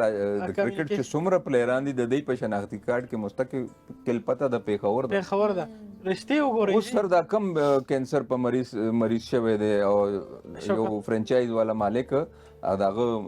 ته ډونیشن ورکړي بالکل همداسې ده زموږ د پیښور دی نو همداسې ده باقاعده رښتې پکې شوي دي دومره زموږ یو بل سره ښه تعلق تیر شوی دی او اوس لګیا دی چې دی نو هغې ریاکشن دا راځي چې یاره دې جنګ طرف ته خبر لاړه چې د دې ایکسپیکټیشن چا نه شو کولی او زموږ ملک هغې چې دی نو ټارګېټ کوي نو زه خو دا وایم ریکویسټ کوم چې یاره چې کوم نور مسلم کنټریز دي د هغې لیډرشپ ته راپاسي دي کې د یو کردار ادا کړي دا جنگ چې دی نو دا یو طرف ته مسلمان مري بل طرف ته مسلمان مري او بل چې کوم زموږ پالیسیز دي آؤٹ آف دی باکس چې څومره زموږ د آؤٹ آف دی بارډر پالیسیز دي چې دا صحیح ډیفاین شي او بل پارلیمنټریانز چې دي پکار چې په دې باندې صحیح ډیبیټ وکړي د دې زه یو وجه دا هم ګڼم چې زموږ پارلیمنټریانز چې څومره دي هغې جنونلی په دې سیزونو باندې ډیبیټ نه دی کړی دغې وجې نه زموږ چې څومره دا سیزونه ډیسایډ کیږي نو هغې کې د هغې انوالمنټ هم کم دی او زموږ پارلیمنټریان زیات د دې پالیسیز نه او د دې سیزونو باندې اویر هم نه دي چې یاره څه دي یا څه نه دي مومن صاحب څنګه خبره وکړه زه ډېر سیزونو نه ماته اوس لږه اندازه وشوه چې یاره څه بل دا دي چې بعضې ځایونو کې اویر هغې ساتل نه غواړي چې که دوی اویر شو نو هغه اختیار خو چې دی نو هغه ورسره شته دی خو اختیار استعمالولی نه شي نو دغې وجې نه زموږ نقصانات چې دی نو هغه زیاتېږي بای اینډ زه دا وایم چې کیدي نه دې طرف ته لیډرشپ ته هم کینی او هغه طرف ته هم کېږي نقصان ډېر زیات روان دی ټریډ ډېر زیات ښکته روان دی روزګاري خلک ته داسې وګورئ که نه چې دا اوس چې کوم ورځې دي دې ته د زموږ د ډېر زیات روزګاري خلکو سترګې وي چې یار دا زموږ سیزن دی زموږ ایکسپورټ به کېږي زما سبزي به ځي زما نور میټیریل چې دي نو هغه به ځي بارډر بند دی هغه ټول سیزونه په بارډر باندې چې دی نو ولاړ دي او دا اوس چې کوم سچویشن جوړ دی دا خو تش نقصان دی د هغه ټریډر او دا خلکو د پاره چې هغه امپورټ ایکسپورټ عام عوام د پاره ډیر نقصان بالکل صحیح خبره ده سر دا دومره قبر امریکا کوي ګوره هلته ایران تم سترګې کوي زه به دا وکړم ته به دا نه کې ته به نیوکلیر پروګرام نه جوړوې نو مطلب دا سر بدماشي نه ده بالکل بدماشي چې لکه ته د خپل اوس یو خودکفیلي د خپل علاقې او ستا په علاقه کې یو معدنیات روزي نو دا خو الله تعالی درکړي دي کنه نو زه تعالی وایم چې نه ولې بھائی دا و مال راکې نو څنګه سر د دې به ماته داسې ښکاري چې الله خوشته کنه الله څنګه چې روس ټوکړې شو د روس د امریکې به ان شاء الله پته نه لګي خو صرف خبره هم دغه ده چې موږ خپل مسلمانان مشهور یو شعر دی روس چې دغه امریکای مات کړو امریکای ماتول لپاره لا بل روس نه دی پیدا چینه د دې بیکاره شان دي وای کنه کب اشک بہانے سے کٹی ہے شب ہجراں کب کوئی بلا صرف دعاؤں سے ٹلی ہے دا بلا سچی دا پدې نه کیږي من لا يرحم لا يرحم ان الله لا يغير ما بقوم حتى يغيروا ما بانفسهم خدا نے آج تک اس قوم کی حالت نہیں بدلی نہ ہو جس کو خیال آپ خپل کو ټیک کړي دنیا کې چې کوم ځای زبر ما ته تلم سره برما ابا خلق مالی دلی د هندوانو سره ناستوم د بودھ مت سره کرسچن سره ما دا مسله سره دا پولیټیکل مسله ده او یو ویډیو راوالو دا غزي او بس یو دینه کومه جوړه کوي خپل کوډ لګ ټیک کوي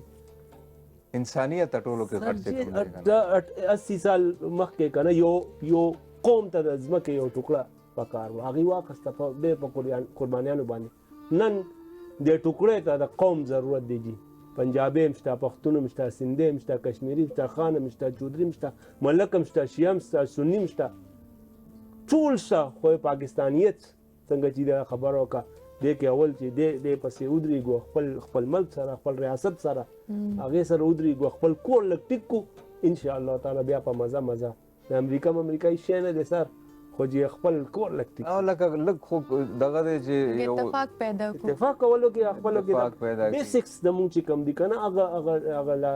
ډیفاین نه دی او هغه لا ټیک نه دی نو څنګه لکه دغه وایم کنه چې د انسانیت خبره راشي د ایمانداري خبره راشي په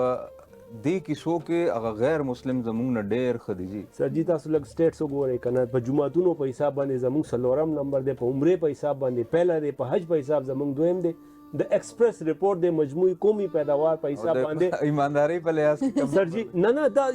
پہلا نمبر 143 دروغ ہو ایمانداری په لحاظ سره ډیر سر جی دروغ ہو گئے پاکستان نائجیریا ایجپٹ 1 2 3 پاسپورت ستا لاندې کرنسی ستا دغه ایتھوپیا ته برابر ده نو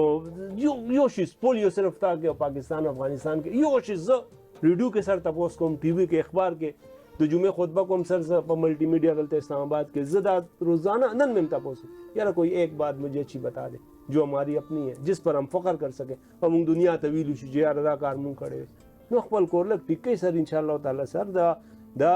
قائد اعظم هغه وخت ویلو یہ نو پاور آن ارتھ کین انڈو پاکستان هغه ویلو چې کہ اللہ کا نبی کریم صلی اللہ علیہ وسلم کا فیضان نہ ہوتا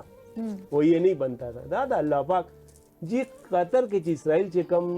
حمله وکړه کنه چې سعودي پاکستان ته یو کالو کو چې راشه دا څه ګپ نو سجي د نظریه په بنیاد باندې په دې دنیا کې دوه ملکونه دي یو اسرائیل او یو پاکستان ارمګډن چې کله کېږي سر دا په مزه دا غي پسې موږ پسې به ودرېږي بس موږ له پردي کورونه جنگ لنه تل پکار کوم تکړه مې خپل کور د پاره خې دا پردي جنگونه موږ لډیر تاوان جی قاری صاحب روک لیتی ہے آپ کی نسبت تیر جتنے بھی ہم پہ چلتے ہیں روک لیتی ہے آپ کی نسبت تیر جتنے بھی ہم پہ چلتے ہیں یہ کرم ہے حضور کا ہم پر آنے والے عذاب ٹلتے ہیں یہ کرم ہے حضور کا ہم پر آنے والے عذاب ٹلتے ہیں وہ سمجھتے ہیں بولیاں سب کی وہی برتے ہیں جولیاں سب کی وہ سمجھتے ہیں بولیاں سب کی وہی برتے ہیں جولیاں سب کی آؤ بازارے مصطفیٰ کو چلیں گوٹ سکے جہاں چلتے ہیں یہ کرم ہے حضور کا ہم پر آنے والے عذاب ٹلتے ہیں اور اپنی اوقات صرف اتنی ہے کچھ نہیں بات صرف اتنی ہے اپنی اوقات صرف اتنی ہے کچھ نہیں بات صرف اتنی ہے کل بھی ان ٹکڑوں پہ ان کے پلتے تھے اب بھی ٹکڑوں پہ ان کے پلتے ہیں کل بھی ٹکڑوں پہ ان کے پلتے تھے اب بھی ٹکڑوں پہ ان کے پلتے ہیں یہ کرم ہے حضور کا ہم پر آنے والے عذاب ٹلتے ہیں رک لیتی ہے آپ کی نسبت تیر جتنے بھی ہم پہ چلتے ہیں یہ کرم ہے حضور کا ہم پر آنے والے عذاب ٹلتے ہیں بے شک عذاب ٹلتے ہیں ان کا نام لے کر صلی اللہ علیہ وآلہ وسلم مینوالو دلته اخلو یو وړک شان بریک او دوباره راځي ستاسو په خدمت بخیر رمضان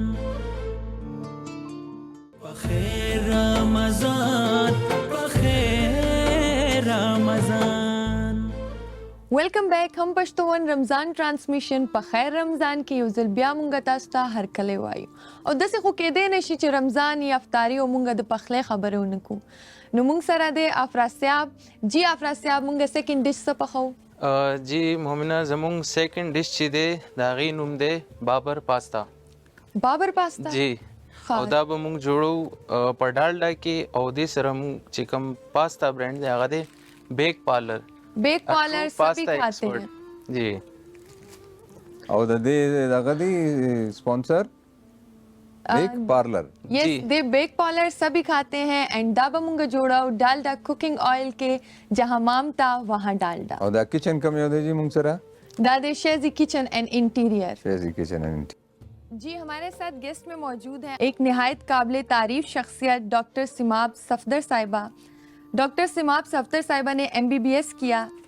آپ ایک سرٹیفائڈ فزیشین ہیں. اس کے ساتھ ساتھ آپ نے FCPS ٹریننگ ان نیوکلیئر میڈیسن کی اور ڈپلوما ان پبلک ہیلتھ میں کیا. ہم آپ کو اپنے پروگرام بخیر رمضان میں خوش آمدید کہتے ہیں. السلام علیکم. بہت شکریہ مومنہ. سب سے پہلے آپ کو اور سب دیکھنے والوں کو میری طرف سے رمضان مبارک. تھینک یو سو مچ. جی ڈاکٹر صاحب کیا حال ہے آپ کے؟ جی الحمدللہ. آپ خیریت سے؟ ٹھیک ٹھاک ہیں؟ خیریت سے؟ اللہ کا شکر بالکل ٹھیک ٹھاک. جی رمضان المبارک کے حوالے سے ہمیں بتائیے نا کہ کافی کیونکہ اب جیسے 10 رمضان ہونے والے ہیں اور ہاں وہ ڈیفینیٹلی جو اب یہ رمضان بڑھے گا تو وہ ایک ڈیفیشنسیز تو ڈیفینیٹلی آتی ہیں باڈی میں. تو کیا ڈائٹ ہونی چاہیے, کیا ڈائٹ پلان ہونا چاہیے, کیا نیوٹریشنسٹ آپ کیا اس کو وہ کریں گے جب افطار کرتے ہیں تو؟ جی ایکچولی رمضان یا رمضان کے علاوہ دونوں سچویشنز میں ایک متوازن اور غذا سے بھرپور ڈائٹ کا انٹیک جو ہے وہ بہت امپورٹنٹ ہے ٹو بیٹ دوز نیوٹریشنل ڈیفیشنسیز. جیسے آپ نے بتایا کہ عشرہ کمپلیٹ ہونے والا ہے اور نیوٹریشنل ڈیفیشنسیز جو ہیں وہ باور اپنے آپ کو کرانا شروع کر دیں گی. ایسا نہیں ہوتا کہ رمضان کے 10 دنوں میں یا 30 دن جو ہمارے رمضان المبارک کا پورا مہینہ ہوتا ہے اس میں وہ نیوٹریشنل ڈیفیشنسیز اسی ٹائم پہ ڈیولپ ہوتی ہیں. کنٹریری ٹو دس بلیف جو عام عوام یہ سمجھتے ہیں کہ شاید رمضان میں زیادہ جو ہے وہ ویکنیس ہو گئی ہے یا کمزوری ہو گئی ہے. آپ کی پہلے کی ویکنیسز ہوتی ہیں جو مینیفیسٹ کرتی ہیں ڈیورنگ رمضان المبارک یا ایسا ٹائم جس پہ آپ کا فوکس کیلورک ڈینس فوڈ ہوتا ہے. جیسے پورا دن روزہ رکھنے کے بعد آپ کے دسترخوان پہ جو بھی فرائیڈ آئٹمس یا کیلورک ڈینس فوڈ ہے وہ پڑی ہوئی ہے اور آپ وہ اپنے آپ کو اس میں انڈلج کرتے ہیں اور وہ کھانا شروع کرتے ہیں تو وہاں پہ زیادہ مسئلے مسائل ہمارے پاس شروع ہو جاتے ہیں کیونکہ ان کی نیوٹریشنل ویلیو جو ہے وہ کم ہے. اس میں امپورٹنٹ یہی ہوتا ہے کہ آپ پروٹین رچ اینٹی آکسیڈنٹ رچ جو فوڈ ہے وہ لیں. کاربوہائیڈریٹس جو ہیں ان کا تناسب تھوڑا سا کم کریں. آل ٹوگیدر چھوڑنا اس کا حل نہیں ہوتا. آپ ہیلدی فیٹس اور کاربس جو ہیں ان دونوں کو لے کر چلتے ہیں تو آپ ایک بیلنسڈ فوڈ گروپ کی ڈائٹ کو لے کر چلیں. اس کے علاوہ ہائیڈریشن پلیز اے ویری وائٹل رول. ہائیڈریشن along with electrolytes, good electrolytes وہ بہت امپورٹنٹ ہے. جی نمکین ضرور لینا چاہیے. اگر آپ بلڈ پریشر جس کو فشار خون کہا جاتا ہے اس کے مریض نہیں ہیں تو پھر آپ ہائی بلڈ پریشر اگر آپ کو ایشو نہیں ہے تو آپ اپنے الیکٹرولائٹس کو بیلنس رکھیں. لیمنیڈ لے لیجیے نمک یا لیمو پانی میں ڈال کے. اپارٹ فرام شگری آئٹمس جو ہیں یا جو آپ کے کاربونیٹڈ ڈرنکس ہیں ان کو اوائڈ کر کے آپ نارمل واٹر یا آپ اپنے الیکٹرولائٹس والے واٹر کو زیادہ فوکس کریں. ڈاکٹر صاحب آپ نے ڈپلوما ان پبلک ہیلتھ کیئر میں کیا ہوا ہے تو اس کا خیال آپ کو کیسا ہے؟ ایکچولی ڈیورنگ مائی MBBS ڈیز ہمارا ایک سبجیکٹ ہوتا ہے کمیونٹی میڈیسن جس میں آپ جو آپ کی کمیونٹی ہے اس کی ہیلتھ کے اکارڈنگلی آپ اس کے وزٹس بھی کرتے ہیں اور آپ اس کو اسٹڈی بھی کرتے ہیں. تو پاکستان کے اندر جو مینلی چائلڈ اور ریپروڈکٹیو ہیلتھ کا ایشو تھا وہ گائنیک اور کمیونٹی میڈیسن دونوں کو اوورلیپ کرتا ہے. اور پبلک ہیلتھ آپ کا پلر ہوتا ہے تمام کلینکل اور نان کلینکل اسپیشلٹیز کے لیے. تو وہ انٹرسٹنگ بھی تھا اور اس میں ایک فیکٹر یہ بھی تھا کہ اس پہ کام جتنا کیا جائے وہ کم ہے ہماری پاکستان جیسی کنٹری میں جو ہماری ڈیولپنگ کنٹریز ہیں. اور دوسری اہم بات کہ اپارٹ فرام پبلک ہیلتھ کا ڈپلوما ایم اے سرٹیفائڈ اسٹیٹک فزیشین جو ڈرما اور اسٹیٹک میڈیسن کو کمپنسیٹ کر رہا ہے انکمپس کر رہا ہے. اور میرا FCPS جو ہے وہ نیوکلیئر میڈیسن میں ہے. تو آئی وانٹیڈ ٹو بیٹ دس نوشن کہ ایک ڈاکٹر ایک ہی چیز میں اچھے سے اسپیشلائز کر سکتا ہے. ایٹ دا ایج آف 31 میں نے ان تینوں چیزوں کو ساتھ لے کر چلی ہوں اور ابھی لے کر بھی چل رہی ہوں. تو دیٹ از واٹ فیمیل امپاورمنٹ از آل اباؤٹ. ڈاکٹر صاحب آج کل کی جو ہماری نئی جنریشن ہے نا وہ بہت زیادہ جی اپنی صحت کو لے کے بہت کانشیس ہے اور جم کی جو ہے نا بڑے دیوانے ہیں ہمارے بچے. اور وہاں جا کے ان کو ایک ہی چیز سکھائی جاتی ہے کہ جی آپ نے پروٹین انٹیک بہت لینا ہے. بچوں کو وے پروٹینز پہ لگا دیتے ہیں جی, وہ جی صرف چکن ہی کھا رہے ہیں اور یہ کھا رہے ہیں, تو اور اس کے جو ہے نا بہت زیادہ سائیڈ ایفیکٹس بھی آئے ہیں, بڑی ارلی ایجز میں ڈیتھ بھی ہوئی ہیں اس طرح کی, جو اسٹیرائڈز بھی وہ لوگ کرتے ہیں یہ وہ. مجھے صرف آپ ان کو صرف تھوڑا سی یہ اویئرنیس دے دیجیے کہ ایکسیس آف پروٹین جب آپ انٹیک کرتے ہیں تو اس کا ڈرا بیک کیا ہے؟ ایکسیس آف پروٹین, دیکھیں پروٹین جب ہمارے پاس باڈی میں آپ کا ایکسیس آتا ہے تو آپ کی باڈی کا ایکسکریٹری سسٹم یا تو رینل ہے یا ہیپیٹک ہے, ٹھیک ہے, گردوں سے یا تو آپ کی ایکسیس چیز ایکسکریٹ آؤٹ ہوگی, اور ہر پروٹین یورک ایسڈ میں کنورٹ ہوتا ہے اور پھر ایکسکریٹ آؤٹ ہوتا ہے. تو جب آپ کے گردے وہ کیپیبلٹی ہی نہیں رکھ پا رہے کہ آپ اس پہ لوڈ اوور لوڈ کیے جا رہے ہیں ان دا ٹرمز آف پروٹین, ناٹ اونلی پروٹین, جیسے آپ نے بالکل یو ہیو رائٹلی مینشنڈ کہ اسٹیرائڈس کا فیکٹر بہت زیادہ ہے. تو اسٹیرائڈس تو آپ کے فزیولوجیکلی باڈی کے ہر سیل کو جا کے افیکٹ کرتا ہے, اور ایم یہ ہوتا ہے کہ شارٹ پیریڈ میں ہم زیادہ اچیو کر لیں. ایگزیکٹلی, اور وہ سسٹینیبل اچیومنٹ نہیں ہوتی, وہ سسٹینیبل اچیومنٹ بھی نہیں ہوتی ایز لانگ ایز یو آر آن اسٹیرائڈس. آپ اس کا رزلٹ دیکھیں گے, لیکن اسٹیرائڈس کے اپنے کافی ڈرا بیکس ہیں آپ کے ان ٹرمز آف انسولین ریزسٹنس, آپ کا ہائپر گلائسیمیا, یہ ساری چیزیں اسٹیرائڈ لے کر آتا ہے, ہرسٹزم, ہیئر فال, یہ سب چیزیں جو ہمارے ینگ میلز میں بہت زیادہ کامن ہے, جو ہم ڈے ٹو ڈے دیکھتے ہیں, وہ اسی وجہ سے ہوتی ہے. اس میں جو پروٹین انٹیک ہے وہ آپ کی بی ایم آئی کے اکارڈنگلی ہوتا ہے. نیوٹریشن از ناٹ, دو اٹس ناٹ مائی فیلڈ, بٹ آئی ووڈ لائک ٹو مینشن دس تھنگ کہ آپ کے بی ایم آئی کے اکارڈنگلی کیلورک انٹیک ہوتا ہے, جس میں پروٹین, کاربس اور فیٹس تینوں چیزیں, تینوں سب گروپس ایڈڈ ہوتے ہیں. تو یو شوڈ آلویز اسٹے ان دیٹ لمٹ, اور بہت احترام اور عزت کے ساتھ کہ صرف آج کی جنریشن میں جو ہے وہ ہیلتھ کانشیس نہیں ہے بچے, ماشاء اللہ ہم آپ کو بچپن سے اتنا ہی تر و تازہ اور اللہ اکبر. اچھا یہاں جو بھی آ رہا ہے نا وہ یہی کہہ رہے ہیں. یہ ابھی آپ کے سامنے ہے, یہ میں پچھلے 5-10 سالوں سے مجھے جو ڈیلی کوئی ملتا ہے وہ سلام بعد میں کرتا ہے جی آپ بس, آپ تو ہم چھوٹے سے دیکھتے تھے سب. آپ بالکل ویسے ہی ہیں. شو معلومه چې ځواني هم د کار سي هغه زموږ نه پاره I swear یہ آپ لوگوں کا پیار ہے, محبت ہے, اور میں کیا کہوں بھائی, میں کیا آپ کی مینٹیننس ہے, نو ڈاؤٹ ان دیٹ, آپ کی ویل مینٹیننس ہے. جی مینٹین کرتے ہیں, محنت کرتے ہیں, نو ڈاؤٹ مینٹین کرتے ہیں, اور محنت ہر ایک کو کرنا چاہیے. بے شک. تو تھینک یو جی ڈاکٹر صاحب, بہت شکریہ. ابھی آپ ہمارے ساتھ ہیں, ہم آپ سے مزید گفتگو کریں گے. جی مومن صاحب, کستاز اجازت بھی نہیں دے حوالے سر جی اسلامی تعلیمات سے دی جی بالکل بالکل. نو حضور پاک صلی اللہ علیہ وسلم فرمائی جی من لم يدع قول الزور والعمل به فليس لله حاجة ان يدع طعامه وشرابه. یو انسان چې دروغ او پاغه باندې عمل د دروغ کارونه نه پریدي, نو الله ته ضرورت نشته چې د خوراک او اسکاک پرې دی. دروازه دروغ نه وایو, نو جماعت نه پس مونږ ته د اجازت نه دی چې مونږ دروغ شروع کو. دروازه ته کانه نه خوري, رو جماعتی کے تحت دا اجازت نہ دے چھے تب بس دس شروعوں کا چھے بالکل بیا برک نہ آرے. حضور پاک صلی اللہ علیہ وسلم صحابہ کرام ہوتا فرمائل چھے مومن نے اپنے پیٹ سے برا کوئی کھانا کبھی بھرا نہیں ہے, اور مومن کی وہی کمر کو سیدھا رکھنے کے حضور پاک صلی اللہ علیہ وسلم فرمائے چند والے کافی ہے. اور آگی تا سے ویل چھے دا مسلمان انسان پکھیٹا کے درے خانی دی, سنن ابن ماجہ کی دار روایت دی, انسان په خېټه کې درې خانې دي, یو خانه هوا د پاره, یو اوبو د پاره, او یو چې کوم دی صرف خوراک د پاره.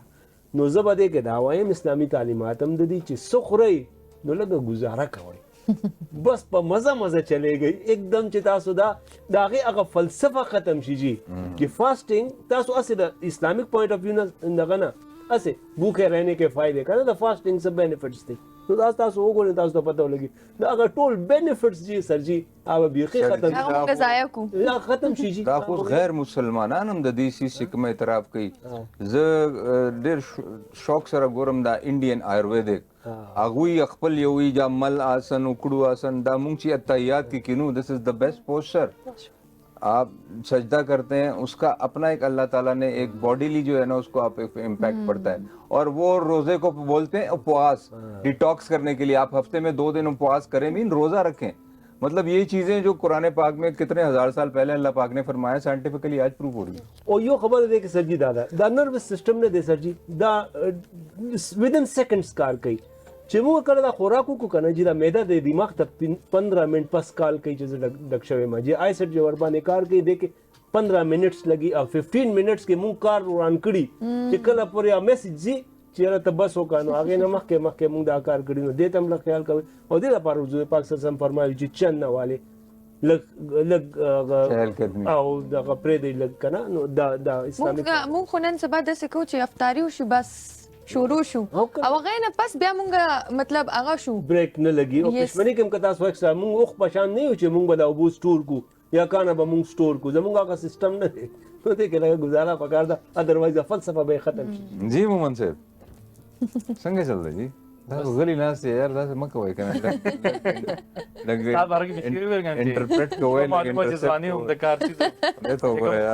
زما المیه دا ده چې ما ته هر چا چې کوم دی په وړوکوالي کې کتلي زه په ځوانۍ کې چا ونه لیدم دربار صاحب تاسو هم تاسو هم د مونږ سره د خلکو سره چې څه خوراک کې احتیاط کوئ واک کوئ جم کوئ ایکسرسائز کوئ دا مونږ سره دیکھیں جی زما ډېر آرګینک روٹین ہے ڈاکٹر صاحب پشتو سمجھ آتی ہے آپ کو نہیں کچھ ورڈز بیچ میں سے انہوں نے کہا آپ اپنی طرف سے ذرا انپٹ دیں میں بتاتا ہوں آپ کو جی میں کیا کرتا ہوں میرا سر 2 ٹائم اور کہتے بھی ہیں 2 وقت کی روٹی یہ 3 وقت کی کہاں سے آئی 2 وقت کی ہوتی ہے انگریزوں کو 1 بگ میل ہوتا ہے ہاں 1 بگ میل ناشتہ بادشاہوں والا ٹکا کے سب پراٹھا یہ وہ اچھا اس کے بعد پھر دوپہر میں ہلکا سا کوئی فروٹ اور جو مین میل ہے نا شام کا وہ مغرب کی نماز کے وقت میں لے لیتا ہوں ٹھیک ہے اس کے بعد میں اگر مجھے کوئی بھوک لگے تو میں ہلکا سا کوئی فروٹ کھا لوں گا لیکن میں اوائڈ کرتا ہوں ٹھیک ہے جی چائے میں نے بالکل چھوڑ دی ہے گرین ٹی میں پیتا ہوں ورک آؤٹ میں لازمی کرتا ہوں نماز الحمدللہ پڑھتا ہوں اللہ سے بڑا اسٹرانگ تعلق ہے اور یہ ہے کہ اب گھر کا کھاتا ہوں کوشش ہوتی ہے کہ گھر سے کھائیں د کور چې سم تاسو ته ملاویږي که نه هغه خورئ او بس د مور او پلار ادب کوئ او دلته خو نن سبا ماشومان څه کوي چې بس مور پلار وده شي که نه او آرډر ته لګیا شي نشي ویښوالي کې پیسې ته نه غواړي جی مومن صاحب چائنیز چې دی هغه ما چاینا کې اوس زه جون کې من چائنیز د خوراک حوالے سره ډیر هیلدی دي ڈاکٹر صاحب چونکہ اردو اسپیکر ہے تو میں 1-2 الفاظ بول لیتا ہوں چونکہ آپ نے بچوں کے جم کی بات کی یہ جو اسٹیرائڈ والا کانسیپٹ ہے میں جب 1 سال پہلے جم گیا کیونکہ ایک ٹینس انوائرمنٹ تھا میں الجزیرہ کے لیے کنٹریبیوٹ کر رہا تھا پھر مشرق کے شوز چل رہے تھے اور ڈان تو میرا پرائم ادارہ تھا تو وہ بندہ وہ 2 بوٹل اٹھا کے آیا میں نے کہا یہ کیا ہے پہلی بار میں نے کہتے یہ بیٹا میں نے کہا یہ کس طرح ہوتے کہتے تمہاری باڈی بنے گی میں نے کہا بھائی میں نے باڈی نہیں بنانی میں صرف اسٹریس کو ریلیز کروں میں جم اس لیے آیا ہوں اب اس کو 2-3 کمپنیز والے پکڑ لیتے کہ یار جم میں 2-3 بندے پکڑو ہمارے اسٹیرائڈ بھیج دو ابھی جو WHO کی ریسرچ ہے نا کہ اس نے پاکستان میں ریسرچ کی ہے کہ جو 40 سال سے کم لوگ ہیں جن کو ہارٹ اٹیکس ہوئے 100 لوگ ان میں سے 93% وہ لوگ کیسز ہیں جن کے کھانے اور سلیپنگ کے درمیان گیپ جو ہے وہ 2 گھنٹے سے کم تھا ان کو ہارٹ اٹیک ہو تو یہ ایک بڑا المیہ نور بس روزہ روانہ تھا ارباز خان او نجیبم وی ما د خلک وی چر ته نه زړېږي کنه ډېر خمل ګری د پینځ شپږو کالو نو ارز زه خو د افطار زه خو لکه کلیوال سړی مو د غرونو ماشاءالله نو زمونږ ته په مومنت کې نه دی کلو کې نو هلته غوښه او قوروا خامخا پخېږي زم دلته چې پهله ډوډۍ خورم هغه چې روټۍ پکې ماته کی اصل کې د خوروا کلچر پکار دی جی ګوره مونږ چې کله غوښه پخو که نه هغه او چې تلکاری پکې جوړه جب شوربا بناتے ہیں تو اصل چیز تو ساری جو نیوٹریشن ہے وہ تو شوربے میں آ جاتی ہے ہم ابھی بھی جو ہے نا بوٹی کو سمجھتے ہیں اس میں طاقت ہے نبی کریم صلی اللہ علیہ وسلم نے فرمایا جب شوربا بنائے پانی تھوڑا زیادہ کر دیں ہمسایوں کے لیے بھی اس میں ہو جائے جی جی بالکل یہ تو بڑی اچھی بات ہے نو خبر دادا چې هغه مونږ ته پکار دی چې مونږ واپس خپل هغه کلچر ته لاړ شو نه هغه خپل دغه ته هغه دیسی چې کوم سسٹم ہو ارباز خان چائنا کی اسپانسرڈ مطلب اسٹیٹ وزٹ مانتے رہے جون کے ڈاکٹر صاحب میں تھوڑا سا اردو پشتو مکس کروں جی جی شور تو ہمیں تو عادت ہے کہ 9-10 بجے اٹھے یا 11 بجے تو وہ وہاں پہ چائنا میں 6:30 پہ صبح ناشتہ آپ کو ہو جاتا تھا اور پھر 11:30 پہ آپ کا لنچ ہوتا تھا پھر اس کے بعد چائنیز سو جاتے ہیں 2 گھنٹے کے لیے اسے وہاں پہ نیپ جو ہے نیپ ٹائم بہت مشہور ہے اور پھر رات کا کھانا 6 بجے ہوتا تھا چائنیز اتنا زیادہ کھانا کھاتے تھے میں تصور ہی نہیں کرتا لیکن بہت ہیلدی کھانا تھا اب جو چائنیز ہے جو چائنا کے اپنے شہر ہیں وہاں پہ موٹاپا نہیں ہے گنجا پن نہیں ہے رنکلز نہیں ہے کیونکہ بیکری آئٹمس نہیں ہے پکوڑے نہیں ہے سموسے اب جب وہاں پہ کاشغر آتے ہیں مسلمانوں کے علاقے میں ارومچی وہاں پہ پھر بڑے پیٹ رنکلز گنجے سر کیونکہ وہاں پہ بیکری آئٹمز میٹھا یہ چیزیں شروع تو بہت بڑا ڈفرینس ہے جی بالکل اکثر پوچھتے سر کوئی چیزیں وہ زیادہ کھاتے ہیں نا मैं अक्सर पूछता हूँ रोजे तो अल्लाह ने फर्ज किए, पता नहीं पकोड़े किसने फर्ज किए। हम इंसानों ने थोड़े हमारा कल्चरल मेरा ख्याल है उसमें लाजमी इन्फ्लुएंस जुज़ आता है, है, लाजमी। लाजमी है। बाकायदा अगर कोई आपको इनवाइट करता है ना इफ्तार पे और आप जाएं और वहाँ पकौड़े ना हो, तो यार ये क्या, इसने हमारी इज्जत ही नहीं की। Exactly. Incompleteness also. خدا دې چې دسترخوان باندې به پکوړې نه پکوړې چیرته دي نشته پکوړې دا څنګه जी डॉक्टर साहब, आजकल क्या सबसे ज्यादा मतलब न्यू जनरेशन में क्या डेफिशिएंसीज बहुत आ रही हैं और किस किस्म के जो अलामात ज्यादा जाहिर हो रहे हैं जो कि अलार्मिंग है? अच्छा, सबसे पहली तो जो अगेन माजरत के साथ जो न्यू जनरेशन में डेफिशिएंसी है वो पेशेंस की कमी है, साबिर नहीं है, सब्र की कमी है सबसे पहले। उसके बाद ग़िज़ाई डेफिशिएंसीज का आप यकीनन पूछ रहे होंगे, उसमें आयरन डेफिशिएंसी तो हमारी ख़वातीन में, फीमेल्स में इरिस्पेक्टिव ऑफ द एज, चाहे वो चाइल्ड बेयरिंग एज वाली ख़वातीन हैं कि नहीं हैं, प्रेग्नेंट फीमेल्स हैं, हामला ख़वातीन हैं, ज़िचकी के दौरान ख़वातीन की अमवात हो जाती हैं, वो आयरन डेफिशिएंसी तो उसमें है ही है। उसके अलावा आयोडीन की डेफिशिएंसी, क्योंकि न्यूक्लियर मेडिसिन वाला कंपोनेंट बीच में मैं मेंशन करना चाहूँगी, थायराइड के डिसऑर्डर्स बहुत ज़्यादा कॉमन होना शुरू हो गए, इंक्लूडिंग थायराइड कैंसर। और रिसर्च प्रूवन जो है वो यही है कि थायराइड कैंसर बहुत नीचे था पहले हमारे पास लिस्ट में जो पाकिस्तान में कैंसर्स थे, इवन वर्ल्ड वाइड भी, और अब वो बहुत ज़्यादा ऊपर आ रहा है। वो आयोडीन डेफिशिएंसी है, आपका हाइपोथायराइड मरीज़ रह जाते हैं। उसके अलावा न्यूट्रिशनल डेफिशिएंसीज में विटामिन डी डेफिशिएंसी है जो फीमेल्स और मेल्स दोनों में बहुत कॉमन है। उसके अलामात को हम अमूमन बालों की अलामात या स्किन की अलामात या थकन थकावट इस चीज़ों के साथ उसको हम लिंक करते हैं, लेकिन अमूमन हर पेशेंट जो हमारे पास वॉक इन में भी आता है अपने किसी ना किसी कंसर्न को लेके मोस्टली वो विटामिन डी डेफिशिएंट होते हैं। तो ये 3-4 डेफिशिएंसीज हैं जो बहुत कॉमन है हमारी कम्युनिटी में। अवेयरनेस है पेशेंट्स को, लोगों को, लेकिन अभी भी काफ़ी जो एरियाज़ हैं उसमें जैसे आपके रूरल एरियाज़ हैं, देही इलाके हैं, उनमें इस चीज़ पे वर्क करने की काफ़ी ज़रूरत है। हमारी एक राइटर हैं बड़ी अच्छी, तो उनसे अक्सर बात होती है, तो 2-3 दिन उनसे बात नहीं हुई, तो मैंने कहा क्या हुआ? कहती जी मेरा 9 साल का बेटा है, उसको डायबिटीज़ जो है ना वो डायग्नोस हुई। तो ये कैसे, ये कोई जेनेटिक्स होता है या 9 साल के बच्चे को? एक्चुअली डायबिटीज़ 2 तरह की होती हैं, अगर मैं उसको थोड़े लेमैन टर्म में लेकर जाऊँ, एक को हम टाइप 1 डायबिटीज़ कहते हैं और एक को हम टाइप 2 डायबिटीज़ कहते हैं। जो टाइप 1 डायबिटीज़ होती है वो मोस्टली बाय बर्थ या अर्ली ईयर्स में जो है वो सामने आती है। उसमें जो आपकी पैंक्रियाज हैं या लबलबा है वो इनहेरेंटली यानी बचपन से ही रेजिस्टेंट होता है या तो इंसुलिन को, या इंसुलिन बना ही नहीं रहा होता। उसकी ट्रीटमेंट में सिर्फ हमारे पास इंसुलिन की ऑप्शन होती है। वो पेशेंट्स ज़ियाबतीस के, वो वाले मरीज़ जिनको ज़ियाबतीस टाइप 1 होती है, वो कभी भी आपकी ओरल हाइपोग्लाइसेमिक्स या जो दवाइयाँ होती हैं, गोलियाँ होती हैं, उसको रिस्पॉन्ड नहीं करते। तो बच्चों में ये टाइप 1 डायबिटीज़ होती ही लाइक स्टार्टिंग ईयर्स में है आपकी, या तो सिंस बर्थ होती है या आपकी अर्ली प्यूबर्टी से पहले वाली एज में डायग्नोस होती है। तो मैम ये मतलब ऐसी चीज़ है कि जो कभी ख़त्म नहीं होती, इसको आप कंट्रोल कर सकते हैं थ्रू डाइट, थ्रू मेडिकेशन? हल नहीं है जी बिल्कुल ऐसे ही है। और जो हमारे पास पेशेंट्स मोस्टली वैसे भी आते हैं, उनको हमेशा मैं एक बात ये करती हूँ, और अब मॉडर्न साइंस भी इसी बात पे मेरा ख्याल मुत्तफिक है कि डायबिटीज़ और हाइपरटेंशन ये 2 चीज़ें जो मॉडिफाइबल डिजीज़ हैं, नॉन कम्युनिकेबल डिजीज़ हैं, ये मेटाबॉलिक डिजीज़ ज़्यादा हैं। आप इसको अपनी लाइफस्टाइल मॉडिफिकेशन से सबसे पहले कोशिश करें कि इसको कंट्रोल किया जा सके। लेकिन टाइप 1 डायबिटीज़ जैसे आप ने मेंशन किया यंग एज में, उसकी ट्रीटमेंट में इंसुलिन रहेगी। जी जी ठीक है, क्योंकि बॉडी रिस्पॉन्ड ही नहीं कर रही जो आपकी अंदर से इंसुलिन बन रही है उसकी। जी बिल्कुल सही है। जी अफरासियाब खान से पोजीशन दे। यस सर, जमूंग पास्ते द पारा चिकम बेक पार्लर स्पैगेटी दी अगमूंग बॉयल की और दे सरा सरा बखपल कतुन को दी और शॉर्ट रेसिपी हुई बाबर पास्ता द नुम तसबम सोच के सी द संग नुम दे द यो फेमस ब्रांड सर रेस्टोरेंट द कराची अल्तब किंग बाबर आजम जमूंग चिकम क्रिकेट कैप्टन दे उस डाउन दे अगीब अल्ततलू नो दा पास्ता सवा कैप्टन न देखा ना आउट ऑफ फॉर्म जी जी फॉर्मर कैप्टन चिकम कना अगीब रेस्टोरेंट तलू दा पास्ता दा अगी खोखा शय हुआ तो अगी रेस्टोरेंट पागी पास्ते बानी बाबर पास्ता नुम के दवल सही सही हद्दे पास्ता के माओ कते तासु ची ऑलिव ऑयल मचूली दी आओ जी दा मूंग दे दा पर मूंग डालडा ऑलिव ऑयल यूज को خا خاص ڈالڈا ऑलिव ऑयल हाँ यस जहां मामता वहां जहाँ डालडा मामता वहाँ डालडा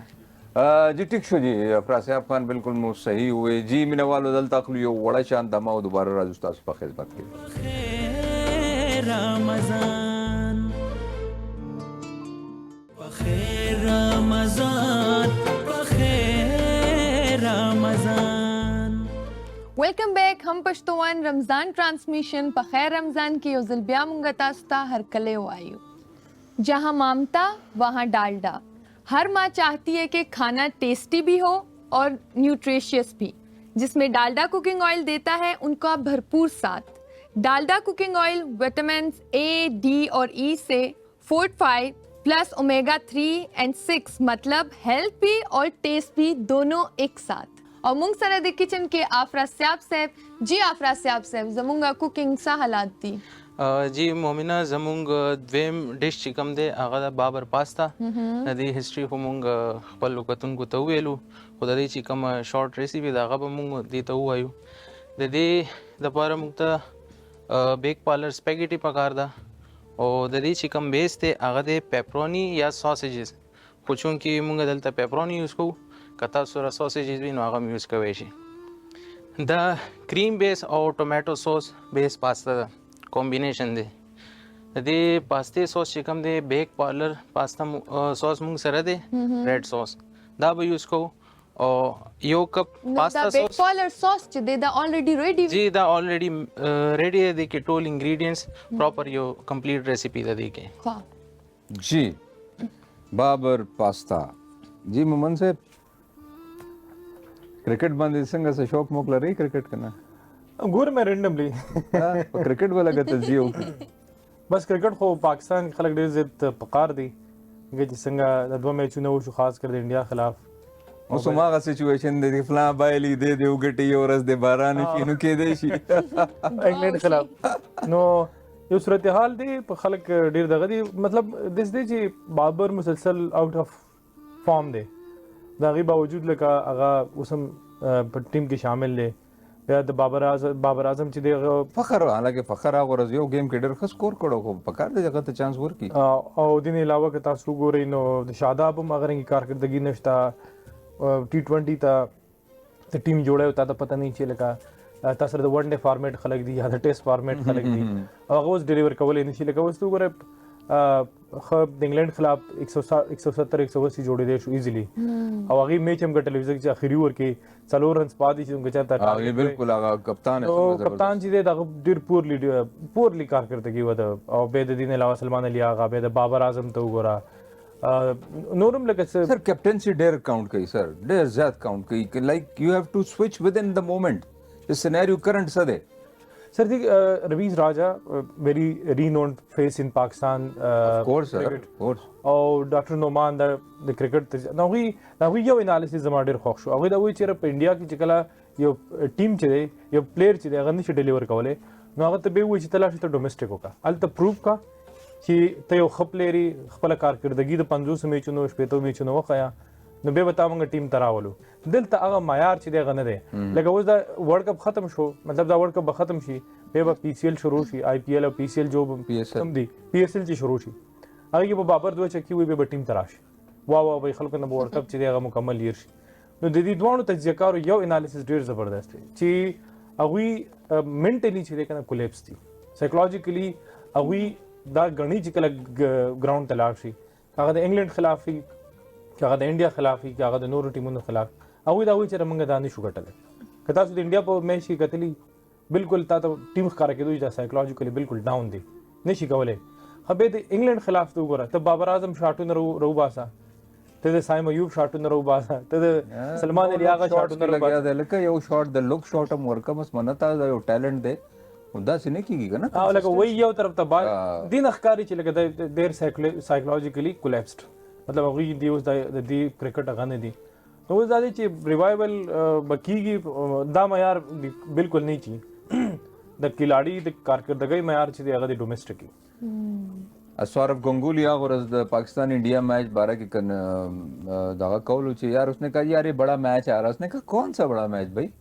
انڈیا پاکستان کا بڑا میچ نہیں بھائی کوئی کمپیریزن ہی نہیں ہے کوئی کوالٹی کا میچ ہی نہیں ہے بڑا میچ تب ہوتا تھا جب انضمام کھیلتا تھا, رمیز کھیلتا تھا, شعیب اختر کھیلتا تھا, شاہد آفریدی, یہ ٹیم ہوتی تھی جو ایک بڑا میچ ہوتا تھا. اب تو ہم ان کو کسی کھاتے میں نہیں. گنگولی کو خبر ہے چیزا کرنا ہے بندہ بالکل ٹو دا پوائنٹ تھا سر, اور کنسسٹنسی نشتا تھا نا. بندہ ہم ایجو نے کی T20 کی ورلڈ کپ کے پاکستان یو گٹل ہے لکه به داسې انالیسس چې دی هغه پروف کیږي چې موږ غرنګي نشو کولای. اوس مختلف وجوهات دي لکه شاهین چې دی هغه هیڅ پرفارمنس نشته سوا د لاست میچ نه. شب دغه چې دی دا سلمان مرزا له به اخري ورکول هغه نه موږ ته پته ولګي دا به که تاسو وګورئ نسیم شاه چې دی هغه ته نه چو په ټیم کې نو به د بوتلو ولي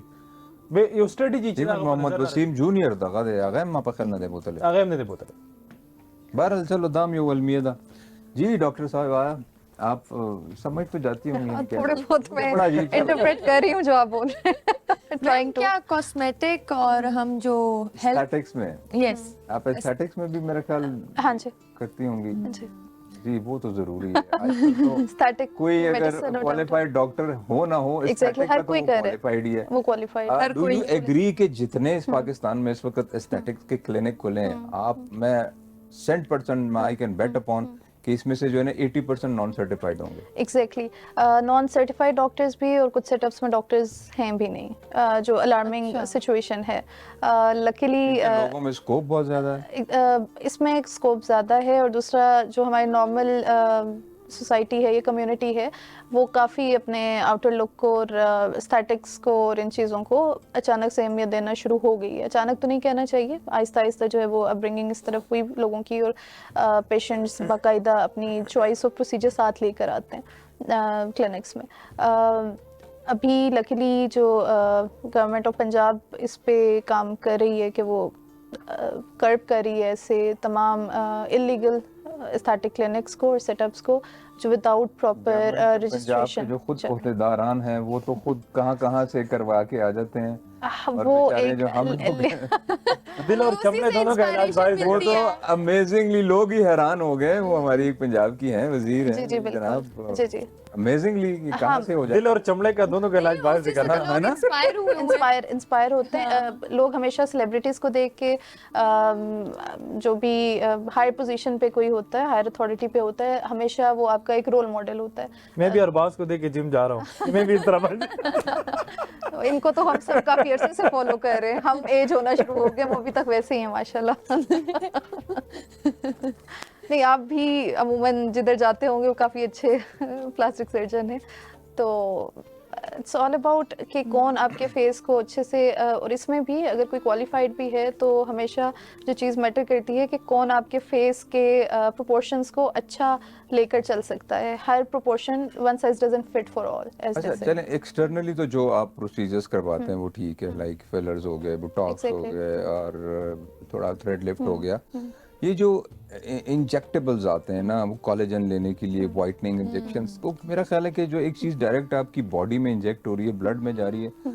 بہت نقصان دہ نہیں ہے. اگر صرف ہم وائٹننگ انجیکشنز کی بات کریں تو یہ ایک میتھ اور مسکنسیپشن ہے.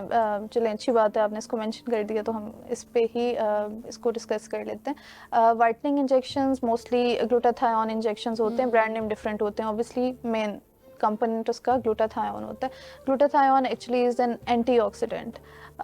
یہ انیشلی کیمو تھراپی جن پیشنٹس کو دی جاتی تھی اس میں ایز این اینٹی آکسیڈنٹ کیمو تھراپی کے افیکٹس کو کم کرنے کے لیے یا اس کو کاؤنٹر کرنے کے لیے دیا جاتا تھا, کیونکہ کیمو تھراپی جو پرانی کیمو تھراپی تھی وہ آپ کے ہیلدی سیلس کو بھی افیکٹ کرتی ہے, اور ابھی بھی کیمو جو ہے وہ آپ کے ہیلدی سیلس کو افیکٹ کرتی ہے, اور آپ کی سیلولر ایجنگ زیادہ کرتی ہے. تو یہ سیلولر لیول پہ ایکچولی جا کے افیکٹ کرتا ہے. یہ اس کا ایک بائی پروڈکٹ تھا وائٹننگ, اور الٹیمیٹلی ہماری ساؤتھ ایشین کنٹریز نے, ایشین کنٹریز نے اس چیز کو پک اپ کیا کہ یہ وائٹننگ یا برائٹننگ کے طور پہ ایکٹ کر رہی ہے. اسی طرح سے یہ امیونٹی بوسٹر کے طور پہ بھی ایکٹ کرتی ہے. آج کل نیڈ, آئی وی نیڈ تھراپیز یا جو ڈرگس ہیں وہ چل رہی ہیں, وہ بھی انیشلی آپ کے سیلولر لیول پہ جا کے آپ کی ATP پروڈکشن کو انہانس کرتی ہے, آپ کا میٹابولک بوسٹ اپ بھی کرتی ہے, اور آپ کی سیلولر ایجنگ کو بھی کم کرتی ہے. اس کے علاوہ آپ کے انرجی لیولز کو بھی بہتر کرتی ہے.